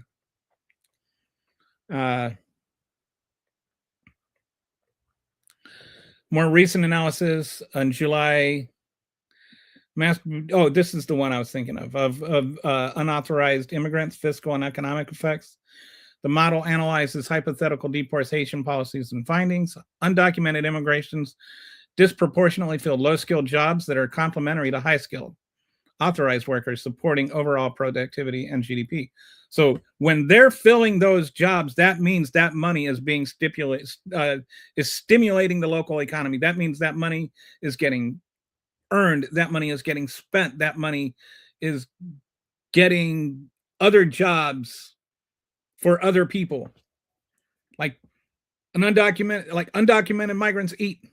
That means that they have to go to restaurants. They have to go to grocery stores and they buy food. And that means that the people that are growing the food are making money. That means undocumented migrants that are plucking the strawberries and stuff are also getting paid money, but they're also going and they're paying rent and they're doing other things. All of this is a net boon to the economy. It is not a negative, it's a help. Deporting them reduces aggregate GDP by 1 to 5%. In modeled scenarios, lowers average wages in many cases, and harms high-skilled workers who make up 63% of the workforce more than it helps low-skilled ones in the long run. There is there's evidence that the lower skilled workers that are competing with the undocumented migrants, they have some wage deflation because of it, but then everybody else tends to do better. And this is why I say we need real conversations. We need honest conversations because we need to protect the wages of those low earning Americans too. But we're not going to do it without changing the laws. We need to change the immigration laws so that those illegal migrants can become legal migrants, and then those legal migrants have to be paid the same amount as the legal Americans. So it doesn't deflate local wages.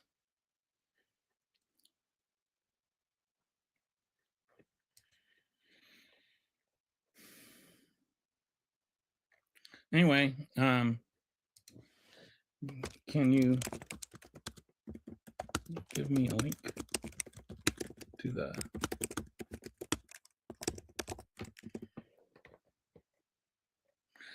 just getting a link here. All right, drop this in the chat in case anybody is actually interested in learning. Here's the chat. Here's a link to that study. I don't just spout off. I actually do look for answers and I do find them.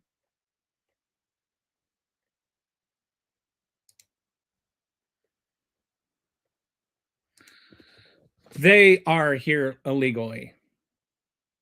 There, THEY apostrophe RE. Please respect the apostrophe. But hey, what do I know? I can tell you what immigrants mean to me. Oh, I'm sorry, I already. Because they are racist fascists. They don't actually care about the rules or the laws or whatever. That's right. They just regurgitate whatever the right wing hate spewers tell them to. Where have I said we shouldn't follow the law? Where have I said don't follow the law? My entire rant here has been we should follow the law.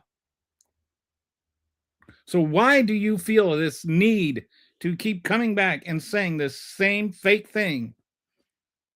This same straw man argument? We have to follow the law when we enforce the law. All right, congratulations on finding your apostrophe. Okay, but you're also a criminal the second you put you put bullets in the back of somebody's head for protesting. You're a criminal the second you sign your name to a felonious check, paying off a porn star to keep quiet during your campaign.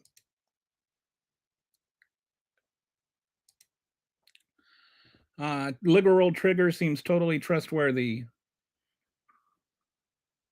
Who wouldn't listen to someone whose whole personality is making people upset?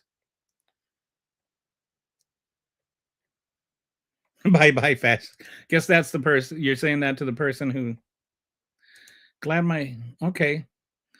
But do you want them to get do you want to get rid of them legally, John? The question I'm honestly asking you, do you care if ICE follows the law or not?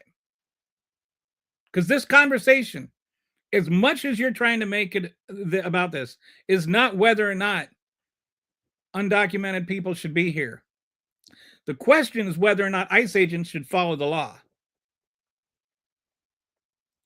So, do you think ICE should follow the law? Can you answer that question? Do you have the courage to be honest? Oh, Iron Triangle for me. There was a documentary back in the 80s, I think, on this one in GE, one like a Pulitzer or something. Yeah, you should look it up. It's really interesting. Once you get this thought in your head about iron triangles, it's like when you learn a new word and then you suddenly see it everywhere. The irony is that happened to me with the word ubiquitous. But like once you learn a new word, it's like all of a sudden it starts popping up all over the place. And yeah, once you see the iron triangle thing, and that's definitely a both sides thing. What about I think 40% of the undocumented people are visa overstays. Which, by the way, visa overstay is not even a crime. It's a civil offense, a misdemeanor. And it's not just about, it's not even just about being here illegally anymore. Like people that were here legally on TPS status. They were here legally on TPS status. And then you take away their TPS status. And then they're not here legally anymore. But they weren't doing anything wrong. They weren't doing anything illegal.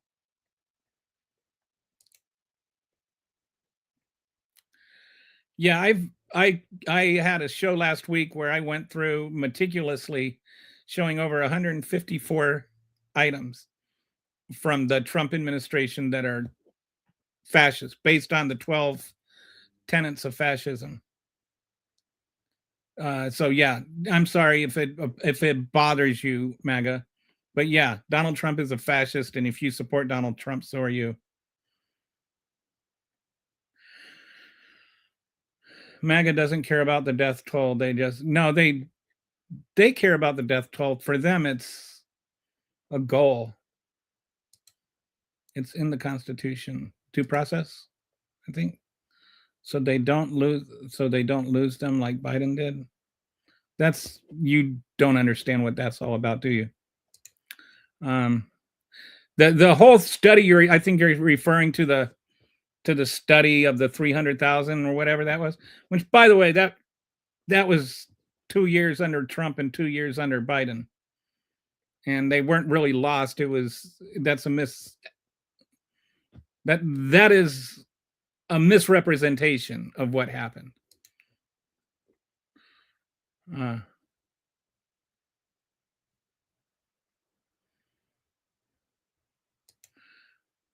They put them into another.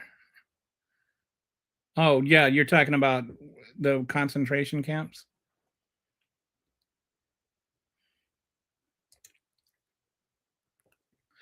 Got to break some eggs but not as many, and not anywhere near as many, and not because of negligence. And people aren't eggs, dude. People aren't eggs. I hope nobody ever refers to you as an egg, unless they're like, "Oh, that's a good egg." Yeah, but comparing people to eggs is like, where is your human decency? And what's your omelet there? Obama uses this. No, but we went. I don't know if I went through that before or after you said this. Obama did not use the same tactics, though, just to clarify. I'm just a bot since oh, hey, it's Skippy.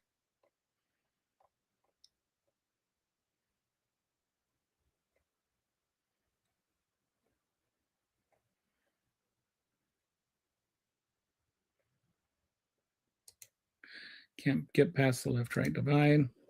I'll look another. I don't think I'm smarter than you. I'm just pretty damn sure I am, based on this sort of nonsensical rambling you've got going on there. I bet you had Velcro. Do you still wear Velcro shoes? Did you ever outgrow Velcro shoes, or did you just go into slip-ons and just skip the whole lace thing entirely?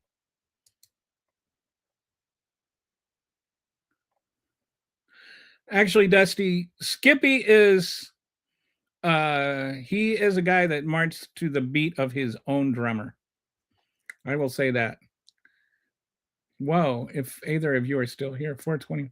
I am so far behind. I'm trying to scroll ahead in the comments. I understood about 30 words.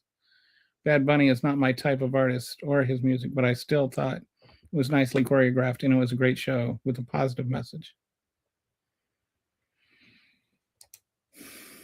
I saw somebody like they were passing around these lyrics from one of his songs that are dirty, and then they weren't even sung during the thing. But I thought it was funny that they were complaining about nobody knows what his lyrics mean.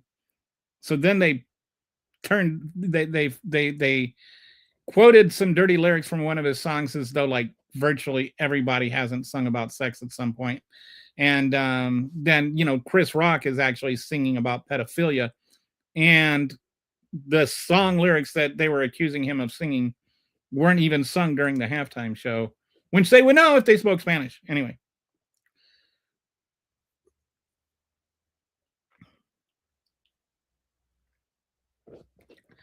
Kid Rock glorifies pedophilia.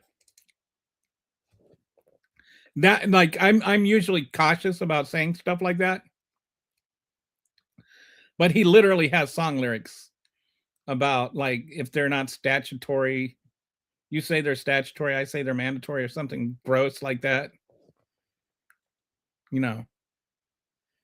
That's who you want your kids watching. Remember, MAGA cult cowards, if facts aren't good for the leader. And I just want to be clear, I am not endorsing those song lyrics. YouTube. I'm saying they're terrible.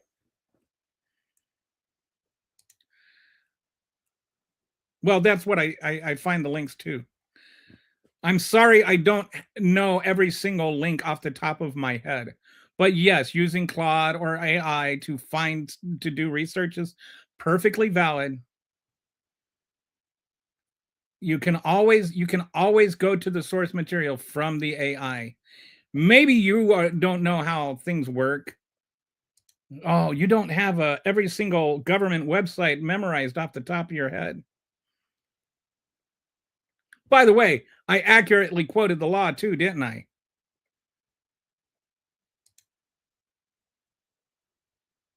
Oh, he also said go there peacefully. So yes, he did. Everybody knew what he meant when he said it. What about Israel since then? I don't agree.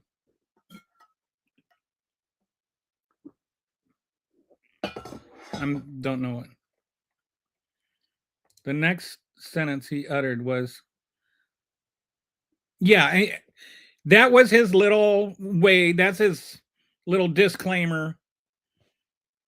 But he meant it. That's all there was on that side. It's not like there was a third party of just innocent white supremacists. That's who that side was. You can't have very fine people on both sides when one side is just white supremacists. And by the way, what he was saying when he said both sides, the other side was the left. Most of his speech was defending the white supremacists on the right. Go watch the whole thing again. I've heard all your little arguments. I've read the Snopes article.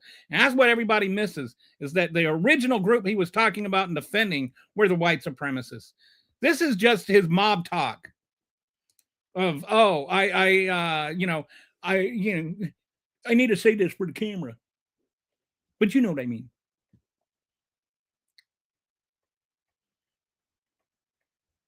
There's no Democrat that is right about anything these days.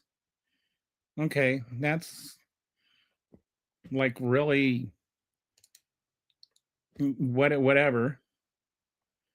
Name a state with our governor or mayor that has a sanctuary city.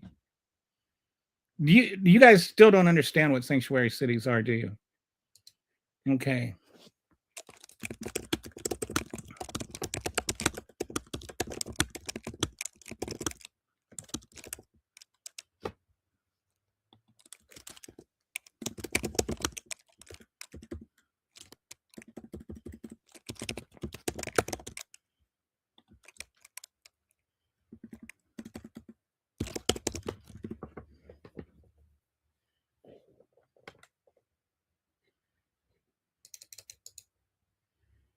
Hmm.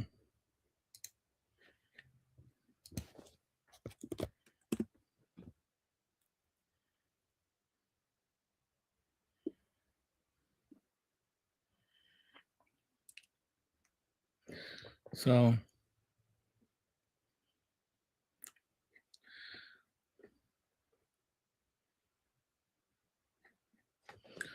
let's go ahead and cover this too, because I think we need to have some clarification on what sanctuary cities mean. This is not true. That's just not true. According to the law, you do not bypass due process. You do not waive due process if you bypass the point of entry. That's just a made up thing.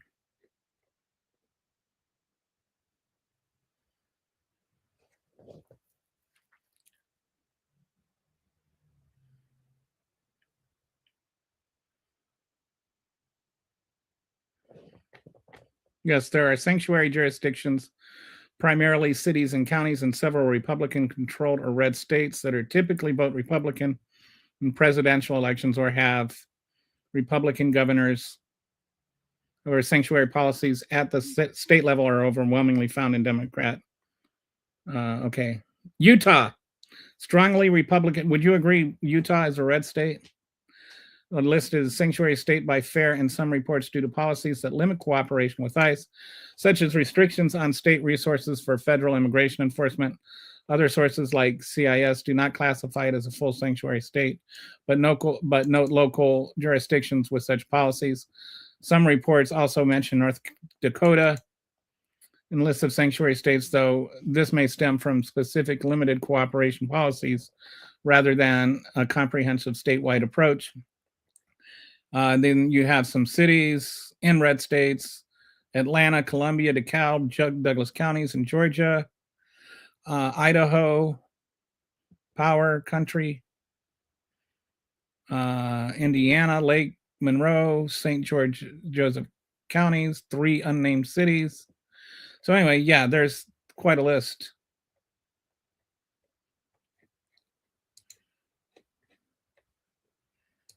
Okay. Skippy's thoughts have not been censored at all.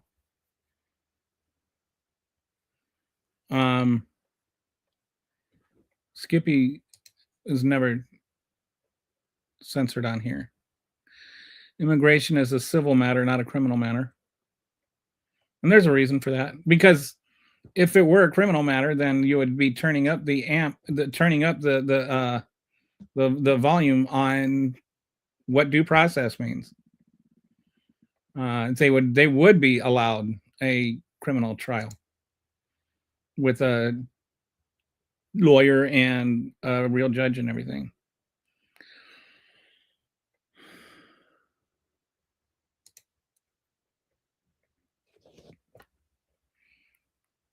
Because you don't, John, I've already talked enough. I've already explained like 3 times what sanctuary cities mean. So your question, if you were listening, would be answered.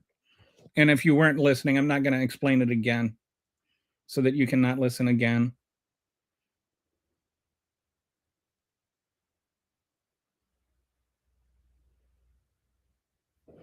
I don't think anybody's arguing that it's not illegal to cross the border illegally. Exactly what this exactly what this one is doing. It was the Obama administration's digression. And now it's Trump administration's digression. I don't know what. ICE has reported people that were handed over from prisons as if they catch them themselves in order to prop up its numbers. And most of the people, like the ones they're complaining about, are the ones they didn't come to pick up. Hot take, if the Obama administration did something bad, the Trump administration doing it as well doesn't make it any less bad, even if it was the exact same thing, which it isn't. And yeah, especially if you complained about the Obama administration doing it, and now you're using the Obama administration having done it as justification for Donald Trump doing it, when Donald Trump is doing it and more. Like, we went through this. 14 days under Obama, 2 years under Trump, at the border under Obama, in the interior under Trump. He has taken this policy and expanded it. So Trump is not doing the same thing. He's doing it in likeness, but not in kind. He thought it was meant a jury trial. I don't know who you're talking about it. Are you saying I did that? Dude, I'm the one that said the process that is due. That's what I've been saying the entire, like, goodness gracious. I hope you're not thinking I'm the one saying that. I've been saying that for months. Insane people will still defend Trump even though he is actively suing branches of the government that he's actively running for things he did. Like, he's suing the IRS for what happened in the IRS while he was president and running the IRS.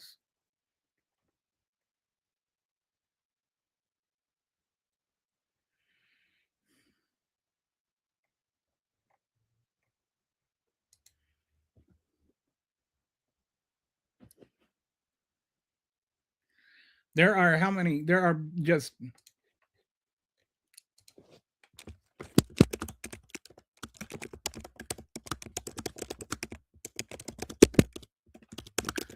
Okay. This is like I'm asking Grok. Oops.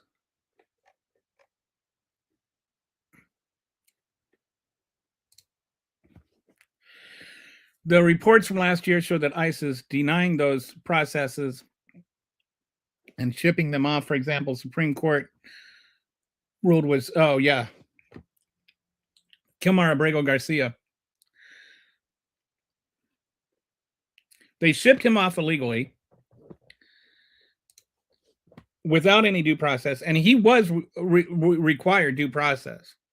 So then they went through all this stuff about whether he did have due process. They sent him to this prison. Eventually, they were forced to bring him back, and they pretended that they were bringing him back for a trial. And then the trial was a bogus trial, so bogus that even the judge wanted to bring in, what's his name? Number 2 guy at the DOJ to testify, because they weren't even going to, they only brought charges after all the embarrassment on being deported. And then it was just like giving somebody leniency, a human trafficker that had actually been convicted, just having some human trafficker say he did it. So the whole thing just stunk to the high heavens. And so the judge, it looks like the whole case is going to get thrown out of court. So then the judge let Abrego Garcia go, and they were trying to deport him again. And the judge said, no, you can't do that. They're just vindictive. The kid with the blue bunny hat and his dad, that they came over here legally requesting asylum. And by that, when I say they came over here legally, they did the program where they applied via the app and got pre-approved to come over here and seek asylum. They did it extra super duper legally. They did it as legal. There is not a more legal way to request asylum than they did. And then they put the kid in prison in this prison to get his dad to renounce their asylum claim. That's just evil. There's no other word for that. You're detaining a 5-year-old child to force a father to say, no, I'd rather go back and get murdered than have my son stay here and be tortured.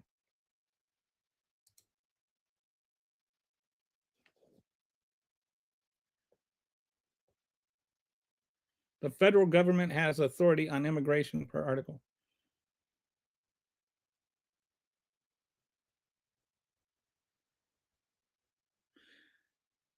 That is nonsense. Yeah, Article 1 covers Congress, dude. And anyway, there weren't immigration laws when they wrote the Constitution. Illegals generate lots of money and get almost nothing back because they can't get government benefits, right? Sink Uyghur of the Young Turks was on with Tucker Carlson, and they had a 2-hour conversation that was pleasant. That's interesting. I disagree with both of them on a lot of things, almost everything. I'm not as far left as Turks. How about y'all talk about Trump actively suing the government he's in charge of? Nope, that would require critical thought. Just because it was ruled to bring him back doesn't mean he can't be sent to a different. Yes, it does, actually. And it's kind of, they've tried doing that. They were going to try to send him to Liberia and all these other countries, and the judge said no. And you're missing the point of the whole thing, which is doing what is morally right instead of just trying to vindicate yourself. So what happened with Abrego Garcia? He was 16 years old when he came across the border. When you come across the border, you have 2 years, or you have 1 year to request asylum. And he was here for 2 years. The 16-year-old kid did not know about American asylum laws. Oddly enough, that, not every 16-year-old kid in Central America knows exactly what the asylum laws are. But they had tried to murder his brother. The cartels had tried to murder his brothers, and then they were going to murder him. So he fled for his life, and he came over here. And he was living with his brother. And then he did request asylum. And the judge said that he met the standard to get asylum, but he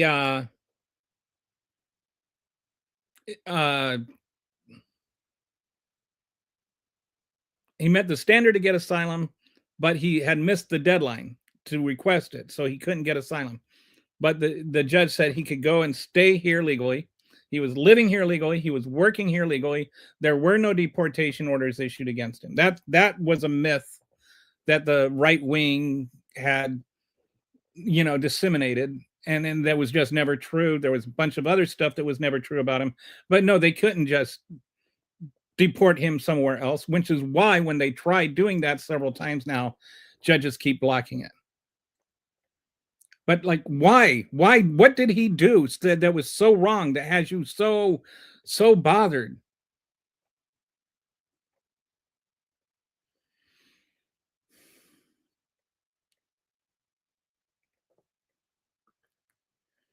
This guy just wants, no, see, this is no, dude. Always comes to that.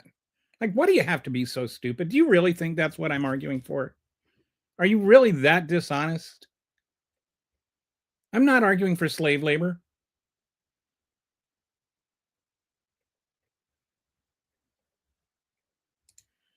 The Supreme Court acknowledged there was withholding. No, the Supreme Court did not acknowledge that. Oh, with a withholding order. Yes, I'm sorry. Yes, they did acknowledge that. Which is why we kind of need them.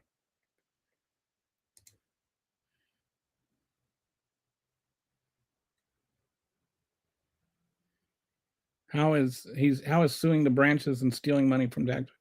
The man is, and they're always like, well, he doesn't even cash his paycheck, his $400,000 a year paycheck. That's part of the scam. Man made like $4 billion off of 1 year of being president this year. Now, I'm just saying, if you're going to say you're an idiot, you should probably use the right you're. If you're insulting somebody's intelligence and you're not doing it grammatically correct, you're just asking to be mocked. I skip over most grammatical errors, but when it comes to the ones that are personally insulting my intelligence, yeah, then I'll call them out. So how are ICE agents not following the law? Well, that's what we've been talking about here, isn't it, buddy?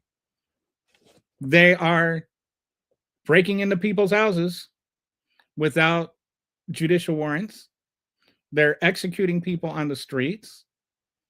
They're pulling people out of their cars. They're beating citizens and dropping them off in parking lots. If you don't know how ICE is breaking the law, then you have not done honest research into what is going on.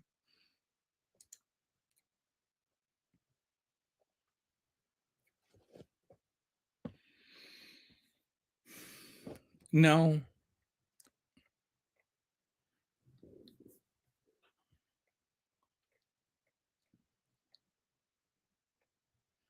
I'm assuming that this I already discussed. I don't know if you typed this before or after I discussed it. Of course.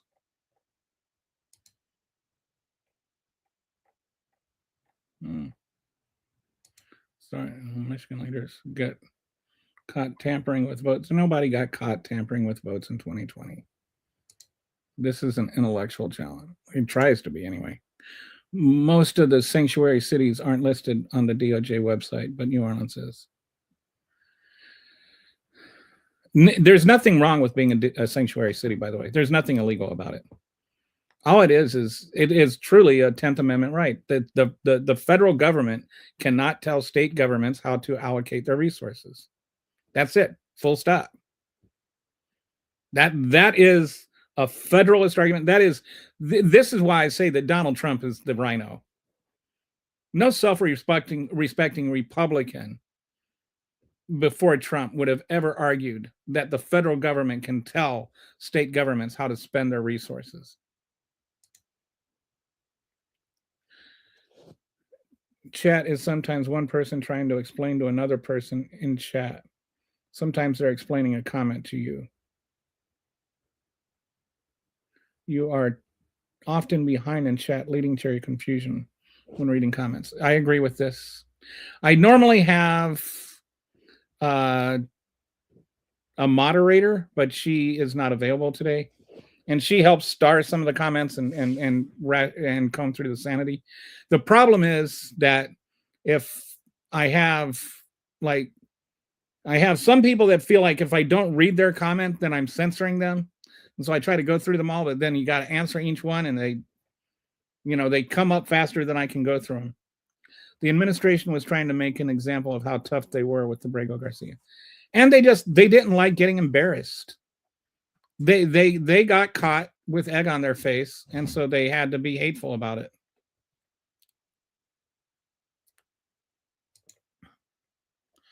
Confirmation by Palm Springs PD and Miami-Dade sheriffs that DJT was the whistleblower about Epstein based on stories. There's no confirmation of that.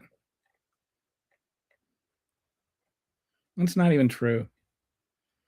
Here.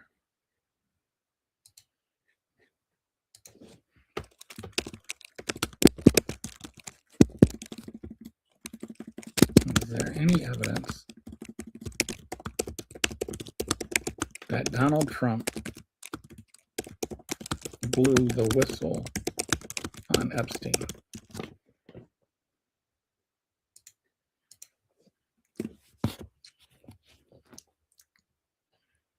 No credible evidence shows Trump ever whistleblew on Epstein's activities. The one thing was that there was the lawyer. This is the one thing that I think actually is more telling than you might think. That there was the lawyer. What's his name? I'll go back to that again. Oh, so oh yeah. So there was this lawyer. While that finishes it up. So after there was the sweetheart deal, there was this lawyer for the. Oh, there is some evidence suggesting Donald Trump provided information or support to investigators regarding Jeffrey Epstein's activities, though it does not indicate he initiated the police report or activated. So this is interesting. I might learn something. This evidence primarily comes from testimonial accounts and is subject to interpretation with no documented corroboration. So allegedly, there was a phone call to Palm Beach. This must be what you're referring to. In a 2019 FBI interview, former Palm Beach Police Chief Michael Ryder stated that Trump called him in July 2026, shortly after Epstein's initial sex crime charges became public. Ryder recounted Trump saying, "Thank goodness you're stopping him. Everyone has known he's been doing this." Trump allegedly added that people in New York knew Epstein was disgusting, blah, blah, blah. Ryder described Trump as one of the very few people to call, first people to call upon hearing about the investigation. This call occurred during the active phase of the Palm Beach investigation, which started in 2005. The Justice Department has stated it is not aware of any corroborating evidence for the call, but Ryder's sworn statement serves as testimonial evidence. So take that with a grain of salt. Bradley Edwards, a lawyer representing numerous Epstein victims in civil lawsuits, has publicly stated in interviews that Trump was cooperative during his 2009 investigation into Epstein. Edwards reached out to potential witnesses, including Trump. Trump reportedly called him back, promptly provided useful information about Epstein without asking for anything in return, and confirmed banning Epstein from Mar-a-Lago around 2004 after learning of his inappropriate behavior. Which, by the way, the Epstein files show he was not actually banned. And by the way, there's a lot of other stuff with that. But anyway, so it's not exactly what you said. There was a sheriff that said that he called and congratulated them on it, but this was not like what you're suggesting, that Donald Trump is the reason they busted him or he was a whistleblower or something like that. But I'd also point out, why didn't he say something earlier if he knew something was going on? What did he say to this defense lawyer that was supposedly helpful? Why doesn't he tell us now what he knew then that was helpful? If he knew something was helpful, then he knew something was going on, right? That's can't be helpful without being helpful. So what did he know that was helpful? Why doesn't he tell us what he knew and when he knew it? If the lawyer for the girls said he helped them, what did he say that helped? I would really love to hear that. Garcia was clearly a human trafficker. No, he clearly wasn't. I really feel like the right-wing and left-wing media share completely different information in every article. I think that we sometimes call it the left wing and the right wing, but I think that there is the right wing and there is reality. You know, I mean, there is a right wing alternate media that makes things up and just spews nonsense. Then there's everybody else, when there is a huge difference within that ecosystem. It is not the left wing all says one thing and the right wing all says another. You have like the Wall Street Journal says very different things than the Washington Post or the New York Times or MSNBC, or there is a lot of variety on the not MAGA side of news. I just say it's MAGA and not MAGA. but not MAGA is a much, much bigger circle than MAGA. States' allocation of taxpayers' resources to protect. It's not to protect illegal immigrants.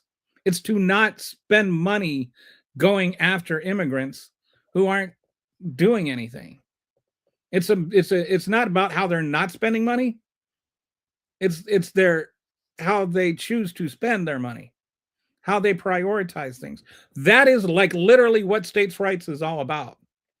Now you can say you can have a problem with the state doing that, but the legality of a state doing that is not in question. That's Constitution. MAGA doesn't do real research. Their facts are solely based on, yes, they mock real research.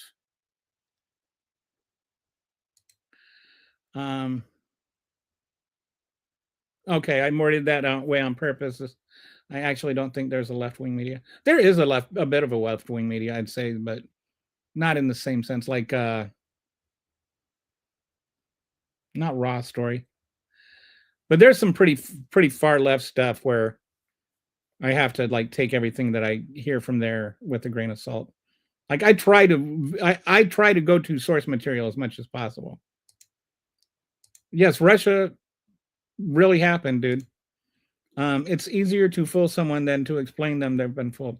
They do this thing where they're like this, Russia, vaccines stop the spread. Really, yeah, like vaccines really, like, oh, you don't think vaccines, you think vaccines work, you're so stupid.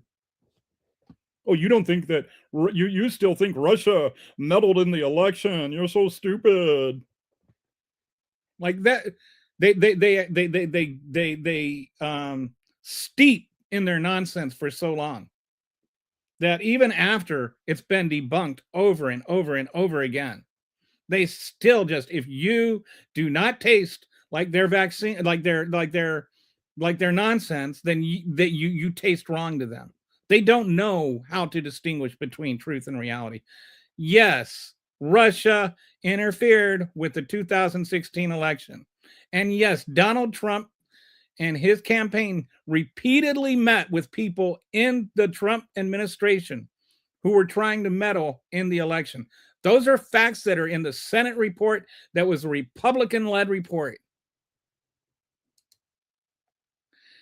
It's easier to fool someone than to explain them that they've been fooled. Who was that? That's my I like that quote. I want to say like that one gets attributed to Mark Twain, but it's not really Mark Twain. My other one is a Bill Murray quote. It's hard to win an argument with a smart person, but it's damn near impossible to win an argument with a stupid person. Today, after reading through the unredacted release, half of the files, Trump's name is in them over 1 million times. Also, many files remain redacted.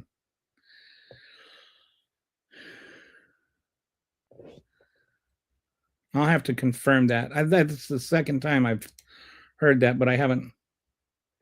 They weren't. You don't know what you're talking about, and I'm not going to spend time. Okay, interfere wasn't the accusation. The collusion was the only one that talked about collusion was Donald Trump. And he did.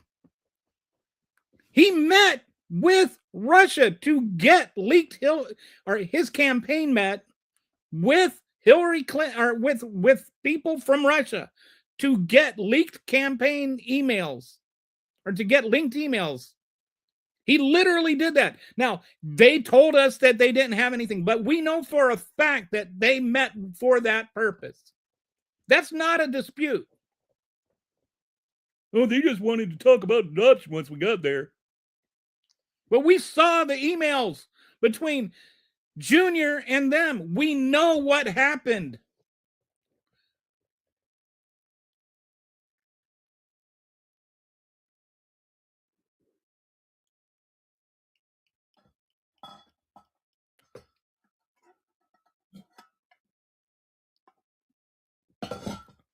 Nobody said collusion. It is a fact that there were meetings between the Trump administration or the Trump campaign and Russia. That is a fact. And it is a fact that the same people that they were meeting with interfered with the election. Whether you want to say that means collusion is up to you. But those two facts are facts. But you don't like facts.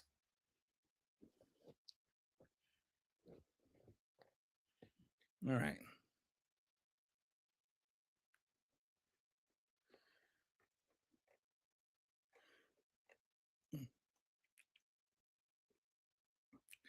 Yes, it was said a million times by Donald Trump. There was no investigation into collusion. Like this, I was annoyed for this while people kept saying collusion, collusion, collusion. While it was happening, was never an investigation into collusion. It's like collusion isn't even a legal word. No, it wasn't. Actually, I don't watch CNN, but I watch NBC, and they did not talk about collusion. I know that you don't watch NBC because you're saying things that didn't happen. You are just labeling things based on what the dumbest president in the history of the United States, a man so dumb he thinks magnets get wet and stop working. The man that actually benefited from Russia interfering with the election with his full cooperation.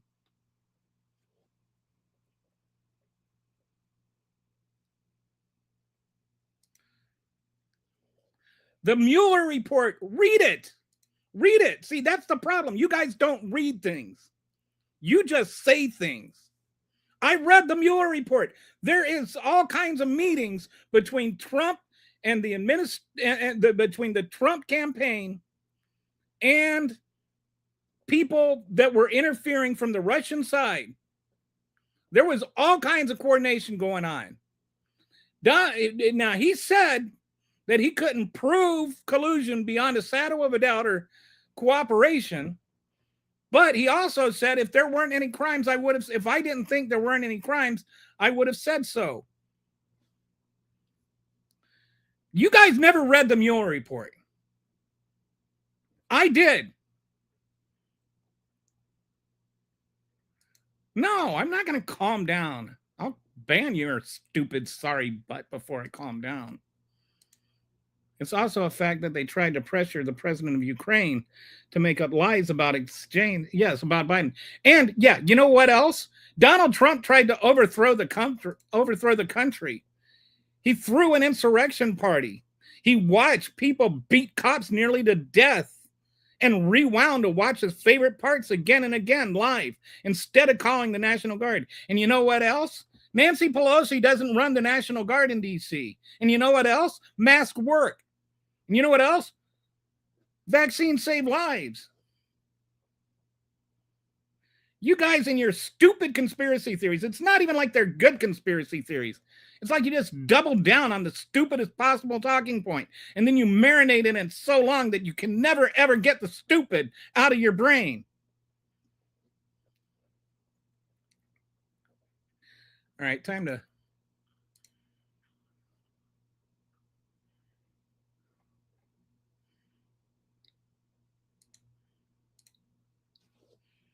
All right, there. We don't need just people trolling for the sake of trolling. Wow, Jamie Raskin. I have to look into that. All right, so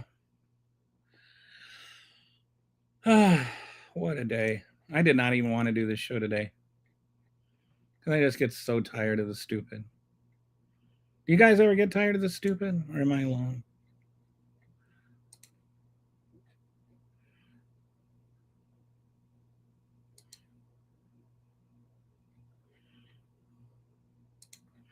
All right.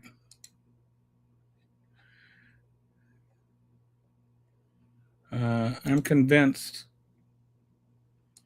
that some of these commenters are literally children, or I think that there's like certain people that they just pop around on the vertical feed and say stupid things and they never listen. Anyway, I mean, it's like I get to a point where you're not here to actually have a conversation, and I'm willing to have a conversation.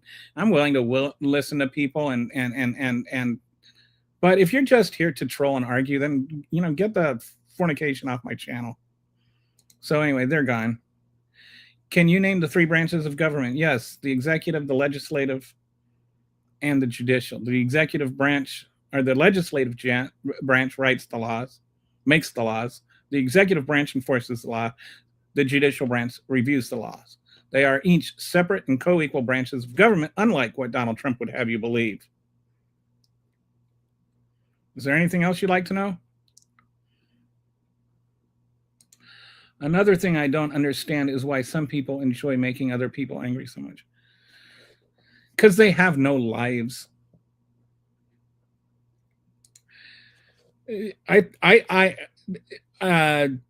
What troubles me is not just, I don't know if he can name them or not, but the way that he says things like Article 2 gives me the power to do whatever I want.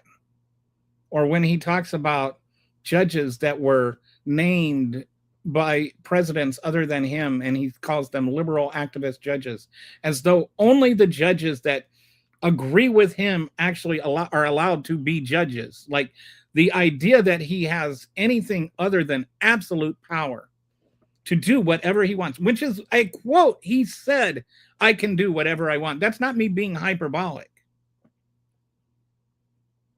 But somehow it doesn't give Biden the power to do whatever he wanted, or Obama, or any other president.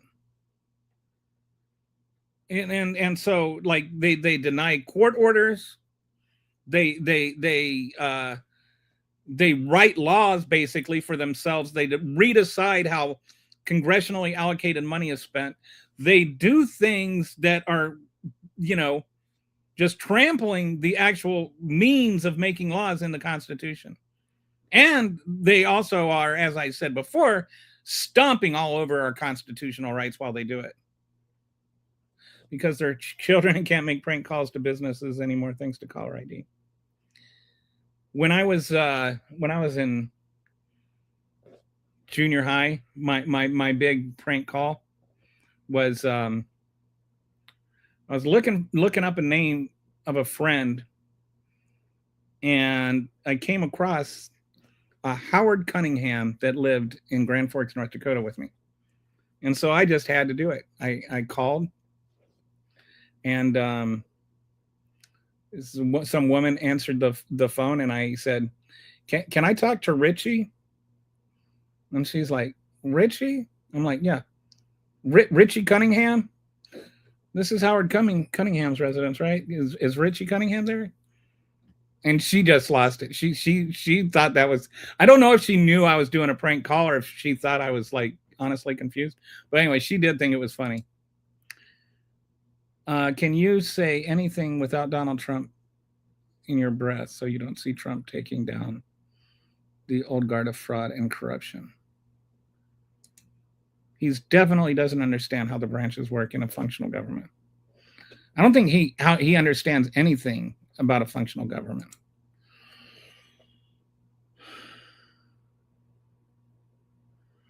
What is a lefty judge?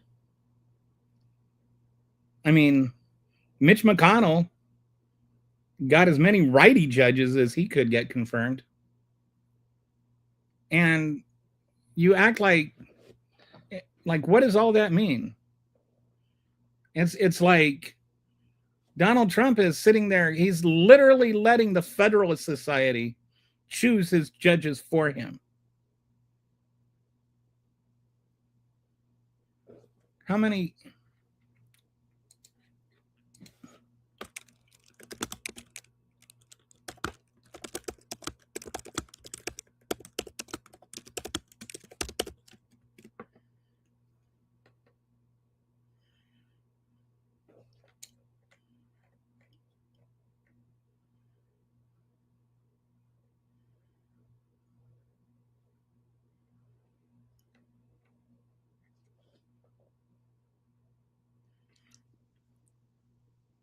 So there were 235 Under Biden, there were 234 in Trump's first term. So, not like that was a big difference. Did you complain about the 235 that Mitch McConnell was in a rush to get to confirmed, or is this now you see? Do you see? Is it just one side? And also, not all of the judges. How many of these judges that have ruled against him, by the way, are those judges that Biden got through? This is just a straw man. Most of the judges that are ruling against him weren't appointed by Biden. Some were appointed by Trump. Some were appointed by Bush. I think one was appointed by Reagan. Obviously, yes, this lawfare thing. The only one doing lawfare is Donald Trump. Governor is not holding White House meeting after Trump didn't invite. Oh, that's interesting. Let me.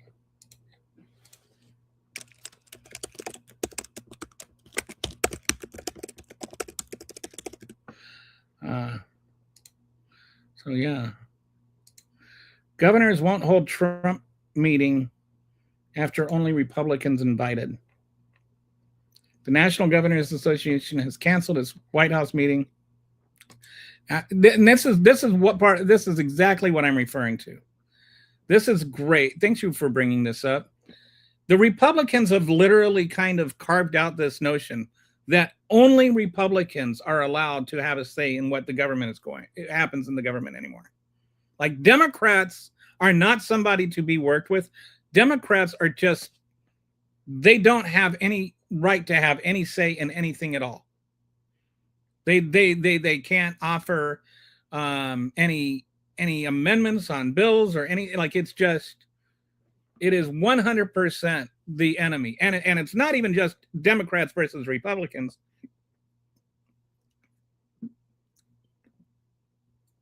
The first sign of disagreeing with Trump,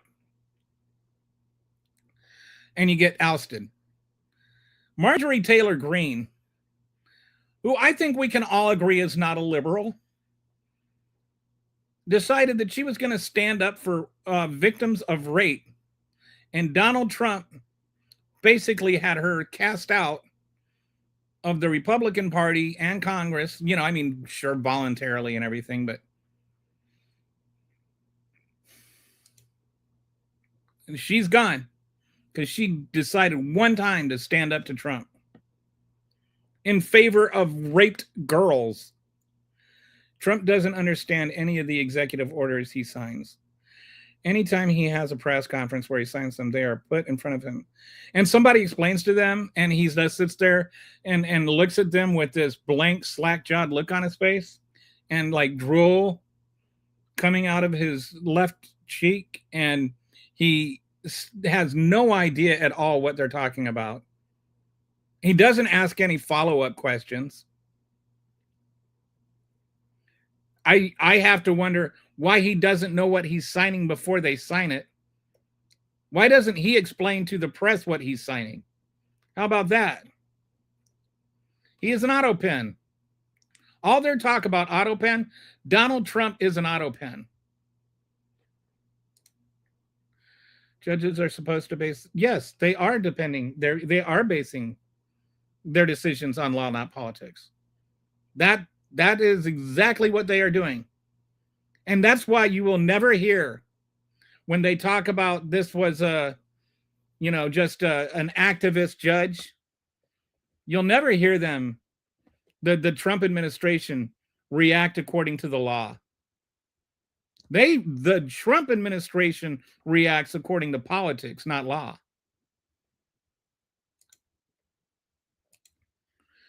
And then you get the Republicans going on this shadow docket. And the Supreme Court, they do this shadow docket thing, which is just spineless, and they don't explain their decisions because they know they can't explain it by the law. That's because in a fascist dictatorship, there is only the strong leader and everyone else is the enemy. And it's like, it's so sad. Not just that we have just gone down this fascist authoritarian hellhole, but with somebody so stupid, like just measurably stupid, a man so stupid that he thinks a dementia test is an IQ test and brags about passing it. I did so well. Oh, I did the best anybody's ever done on a dementia test. The left is being used by Stalinist elite. What a weird thing to say. MAGA thinks executive orders are a law.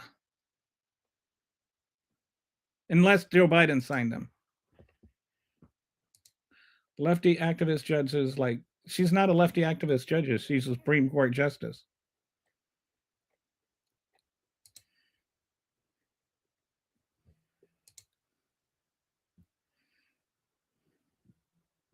Every accusation is a confession. Who threatened the justices during the Kavanaugh hearings? Nobody.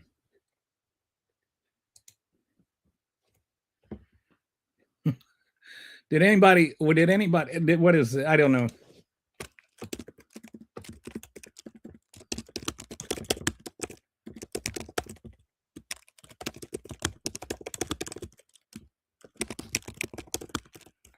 I can't keep up with all the MAGA weirdo conspiracies, so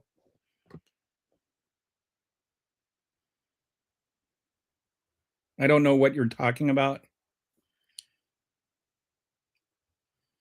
But I don't know if there might have been some like fringe group or something. Are you trying to suggest that there was some, like, what is the point of the question? How is this not just a complete red herring? Hey, Kitty. Hi, we really needed you today. All right. I hope you had a good flight. Threats against Kavanaugh and his family during his testimony before Kavanaugh stated that he and his family had received vile threats of violence, including threats, harassment, hateful messages, blah, blah, blah.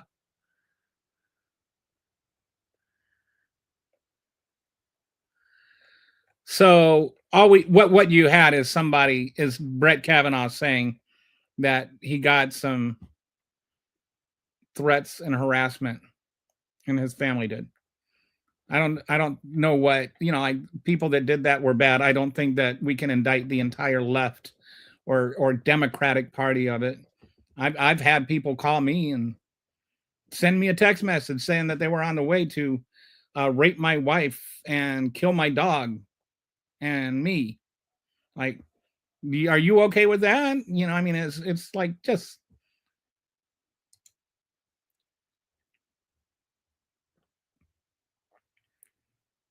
I don't know what you're, anyway. I just have no, bye, dude. Have a nice life. Okay. I've had to get mean today, Kitty.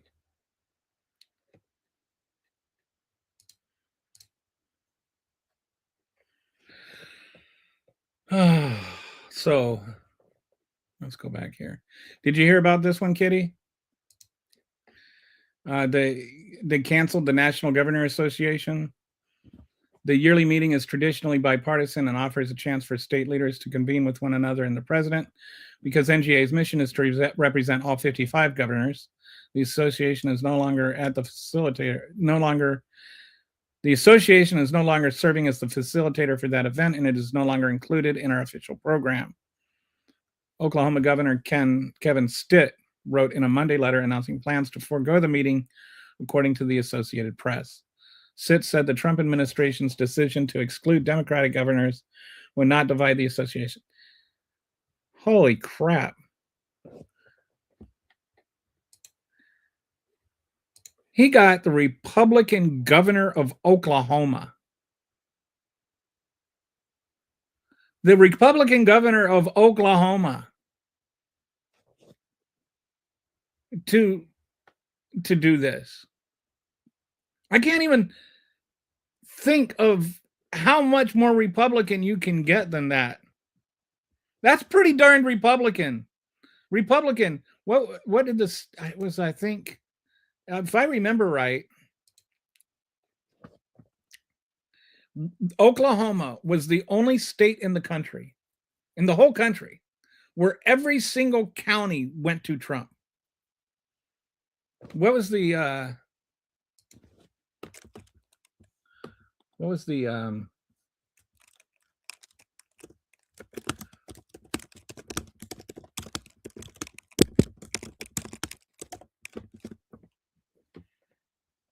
oh, and then there was another special election. Okay. So he won Oklahoma by 35 points. Trump got more than twice as many votes as Kamala Harris did in Oklahoma. It's not ruby red. It's like whatever comes after that. It's so red, it's almost black.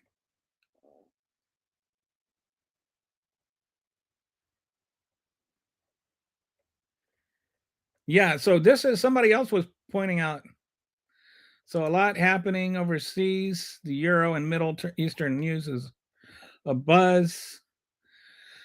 Oh my goodness. There's some riots in Italy over ICE of all things.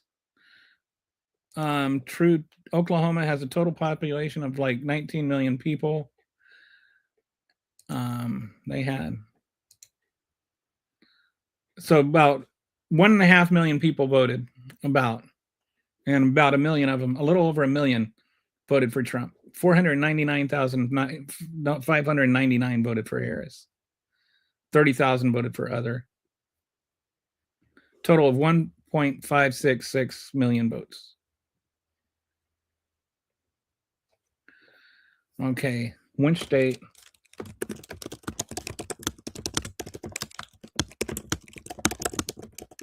I think this was the biggest margin.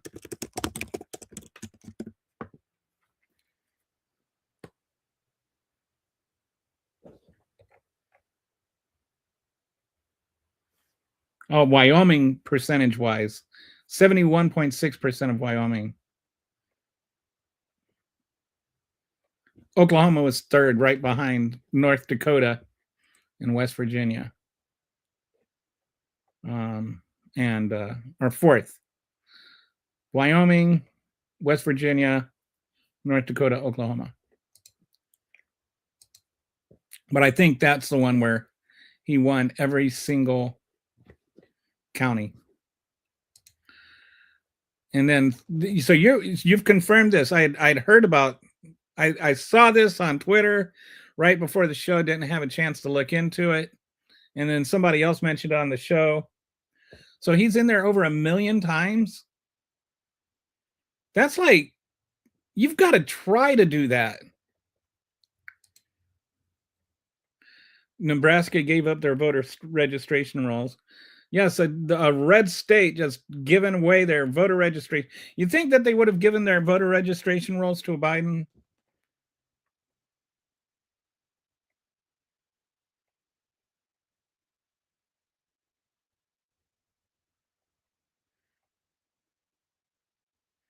How did it compare to Arkansas? Yeah, I don't know.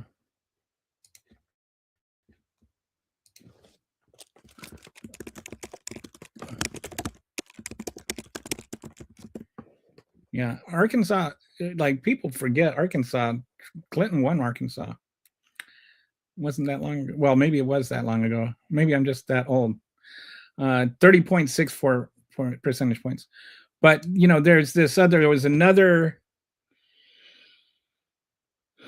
This one was a special election where the Democrat had won with Harris, but it was kind of close. And now she won by like 37 points. You're starting to see some of these special elections with a 30, 35 point swing. And now you've got the Republican governor of Oklahoma Oklahoma. I cannot believe Oklahoma. That's like the most Republican state in my I think of Oklahoma as being the most Republican state. Over 1 million times and 300,000 documents. And MAGA doesn't think he's involved.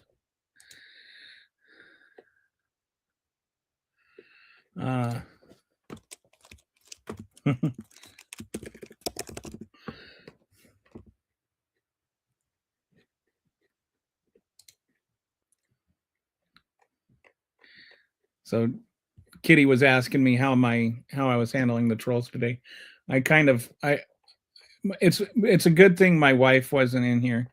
She would have been telling me to calm down. I got a little bit passionate. Yeah. Harry Potter is mentioned more in the entire Harry Potter series. So, but 1 million is just like Tom Brady had like 100,000 passing yards in his entire career, if you count the postseason and the regular season combined. So he's got 10. He's appears in there more than 10 times as many as the greatest quarterback in NFL history has yards. Like that is that. What is? I wonder how many times here. Let's.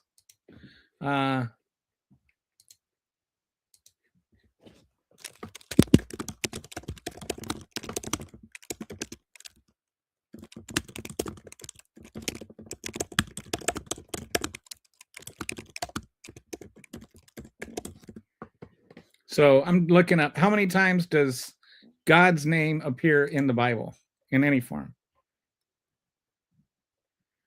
So around 6,800. So more times than Harry Potter in the Harry Potter books, more times than God in the Bible, definitely more times than Jesus in the New Testament. I mean, Epstein files talk about Donald Trump more than the Cookie Monster talks about cookies. Like I don't know of anything that is more like that's 1 million times. That's a lot.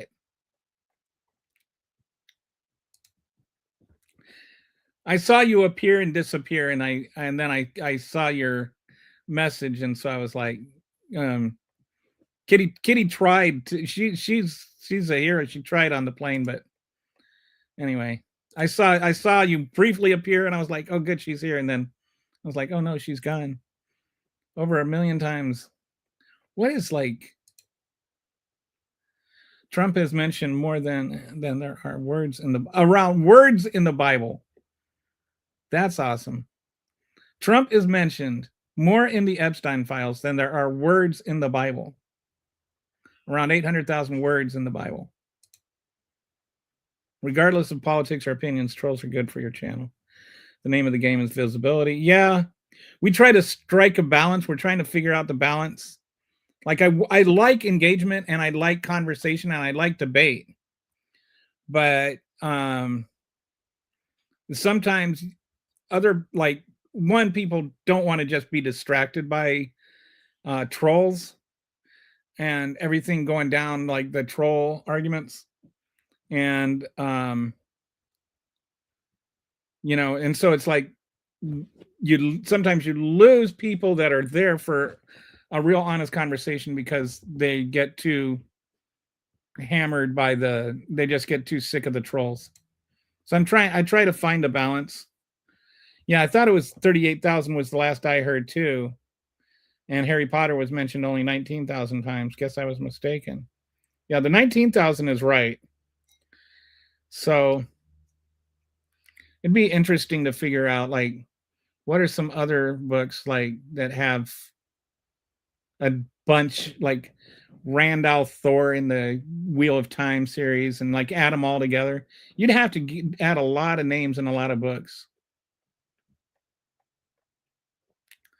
Trolls distract. I feel you. Sometimes trolling can be too much or disruptive. Just figured I'd let you know. Yeah. I mean, like, I'm a monetized channel too, so having like it actually benefits me to have the numbers higher, but it also maybe doesn't benefit me to have just trolls run the conversation. I would love to be able to use the one power on them. Oh, we got a Wheel of Time fan here. There you go. Did you like the TV series? I thought the third season when they were finally getting it right, and then it was gone. Yeah, but I loved that whole series. I read the whole thing 3 times. So, you know, and that's a lot of reading.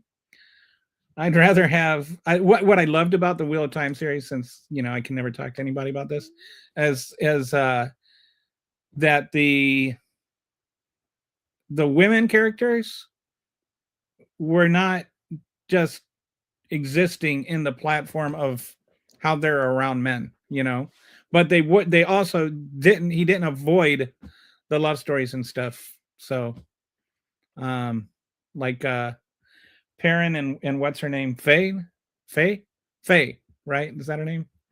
Like that was a really cool love story. Anyway, it's awesome that I found a Wheel of Time fan on here. I'd rather have 3 real people than 40 trolls personally, but I'm not making the money here. I think if you mute the trolls, they can no longer comment, but still count towards your engagement. There's an idea. Can I do? I don't know if I can do that from here. Now I can ban user, or I can delete their comment or put them in a timeout. I think it's more like where my line is. Like there, it's just at a certain point, it's like just go away, and if you don't, then I will make you.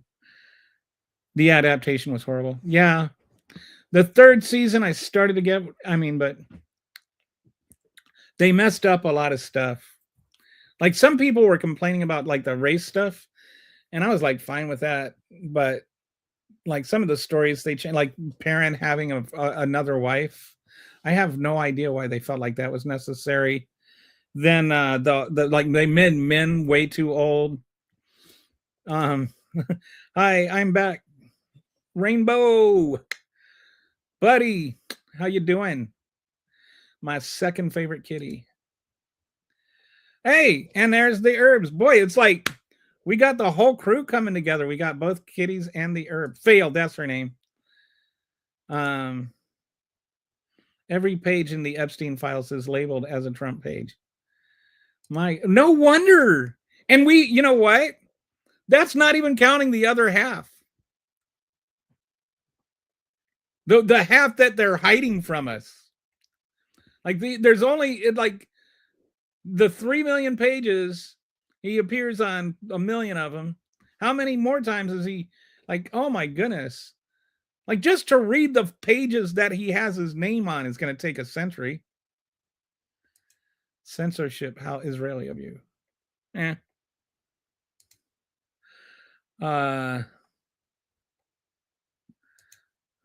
Streaming services don't give show times too mature.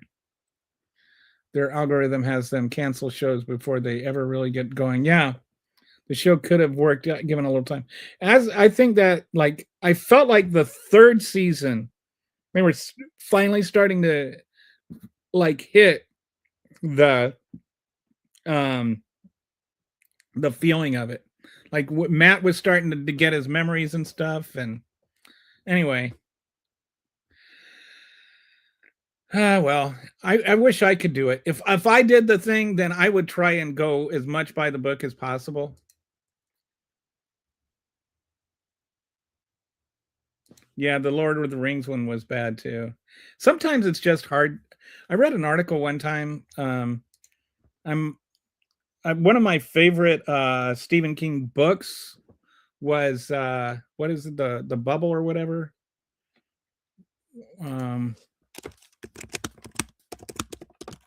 Under the Dome, that one. Like I really like that Stephen King book for some reason. I don't know, just maybe I was just in the right vibe when I read it. But I really liked it, and then I watched the TV series, and I was just like, This is so awful. How could he even let this happen? And it was just such a departure from the book. And then so he was reading, and he, like, a lot of people apparently were really mad about that one. And he's like, sometimes books just don't work in movies, and so you have to adapt. Do you think Trump is behind? I don't think that. I don't think he. I mean, like, I don't think he's even clever enough. But that's I'm like, I don't want to seem heartless or anything, but whenever it comes to these like cases where there's like this mass interest in some missing person or whatever, like the hiker that got lost, or I just never. I don't get into those national stories, the national crime stories. I'm just gonna wow till America goes broke or WW3 pops off. We are not voting our way out. What do you mean by wow? You're just gonna like wow? Like, is wow an acronym, or you mean like you're just gonna be saying wow? It wasn't new material. Oh, look. A narcissist or a misogynistic, stupid comment. The Dome is such a good book. It really is. It's not one of Stephen King's best books, like, in a lot of ways, but it was just a very engaging book. It was a fun read. NBC is behind the kidnapping. I think that the kidnappers are behind the kidnapping. Stephen King has issues with the ending of his books, though. Did you watch the Long Walk yet? The Long Walk, if you haven't watched the movie, Mark Hamill does this to me. Like, I'll be watching a movie and I'll just be like, who is that actor? Because it'll be like really good. And I'll just be like, and then I'll look it up and I'll be like, oh crap, that's Mark Hamill. I'm not like really good at recognizing people, but Mark Hamill just was an absolute butthole in that show, in that movie. Like, he was just, I never thought I could hate Mark Hamill, but I hated him in that. Like, I hated him in a good way. Like, I really enjoyed hating him. I feel like he's like, a lot of his work in the last few years has just been some of the best work of his career, and not even Star Wars related. I don't know if you've seen House of Usher, but he was brilliant in House of Usher. We need to dissolve the USA federal government. Mark Hamill is a gem. Can I brag? Can I brag? So one day I'm sitting at work, and we were all work from home, and we had this like group chat that was called off topic chat, where like everybody could just talk about whatever. And then he all of a sudden somebody's like, Kelly, Mark Hamill just retweeted you. And everybody was just all freaking out all day long. And then like later on, he actually follows me on both Twitter and Blue Sky now. I was one of the first 100 people he followed on Blue Sky, by the way. So Lizzie says, or Patsy says her too. So, and when the like thing happened, I'm the one that like I replied like to his tweet, and then he liked that, and so then like he started doing the like thing after I did the like thing, and then he made so actually, just saying, I'm a trendsetter. I'm the one that made the like thing happen. Well, technically he is, but he got the idea from me. And so anyway, all this stuff was going on, and I thought this was so funny. I was a lead writer, so like I had a few people that like some writers that were under me, and one of them went home and she was like, "Oh, my lead writer got retweeted by Mark Hamill," and then her roommate's like, Oh, that's cool. And so she was showing her the tweet, and then she thought it was cool that her boss got retweeted, or by Mark Hamill, and then she like looks at the tweet and she's like, "Your boss is Machine Pun Kelly?" And she was more impressed that I was her boss than that I got retweeted by. Apparently, she was a big fan that followed me. So anyway, every once in a while, I find out like people. I met somebody the other day that knew me from Twitter. Anyway, I always think that's kind of cool. Not like I'm famous. I say I'm famous adjacent. Like I've got 250,000 followers combined. Oh, am I need? Okay. We got some sign language going on. Follow the House of Usher was fantastic. It really was. Bruce Greenwood's reaction of the Raven was recitation of the Raven. That whole thing, and that was another one. Like I got to the end of that, and the guy he played is just so out of character with Mark Hamill that I was like, it wasn't even until I was at the last episode, I'm like, who is that actor anyway? And I found out it was Mark Hamill. I was just like, no. B. Winst just wants to like. Mark Hamill does a lot of voice work. His work as Joker on the Batman animated show is incredible. I don't do the animation. Like I've tried to. I watched like a couple of seasons of the one with what's her name? Kaylee Kako or Kako. What's her name? Joker's girlfriend. That one, I can't remember her name right now. The one on that I watched a couple of seasons of that, but I just can't get into the animation thing for some reason.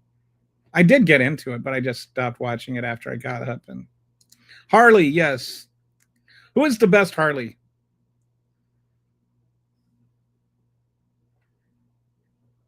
Kaylee, yeah, Kaylee Coco. As how do you Coco? So Harley, and then there was or Kaylee, and then there's Margot Robbie. Which one is better? And then there was Denton. It wasn't Lady Gaga. 1, 2.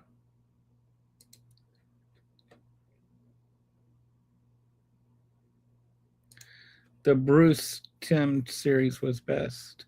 I don't know what that is, but clearly you know more what you're talking about on this than I do. Gaga was was in the Joker musical, yeah, but she wasn't. Was she playing? Was her character Harley? Okay, yeah, that's what I was thinking. I think like of the three, I think Kaylee did a really good Harley. Although I think Margot Robbie's was just because I don't like read the comics and stuff, so I can't judge based on what she's supposed to be like.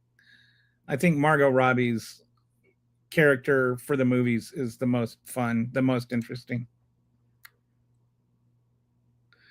Margot Robbie was the only good thing about the first Suicide Squad movie.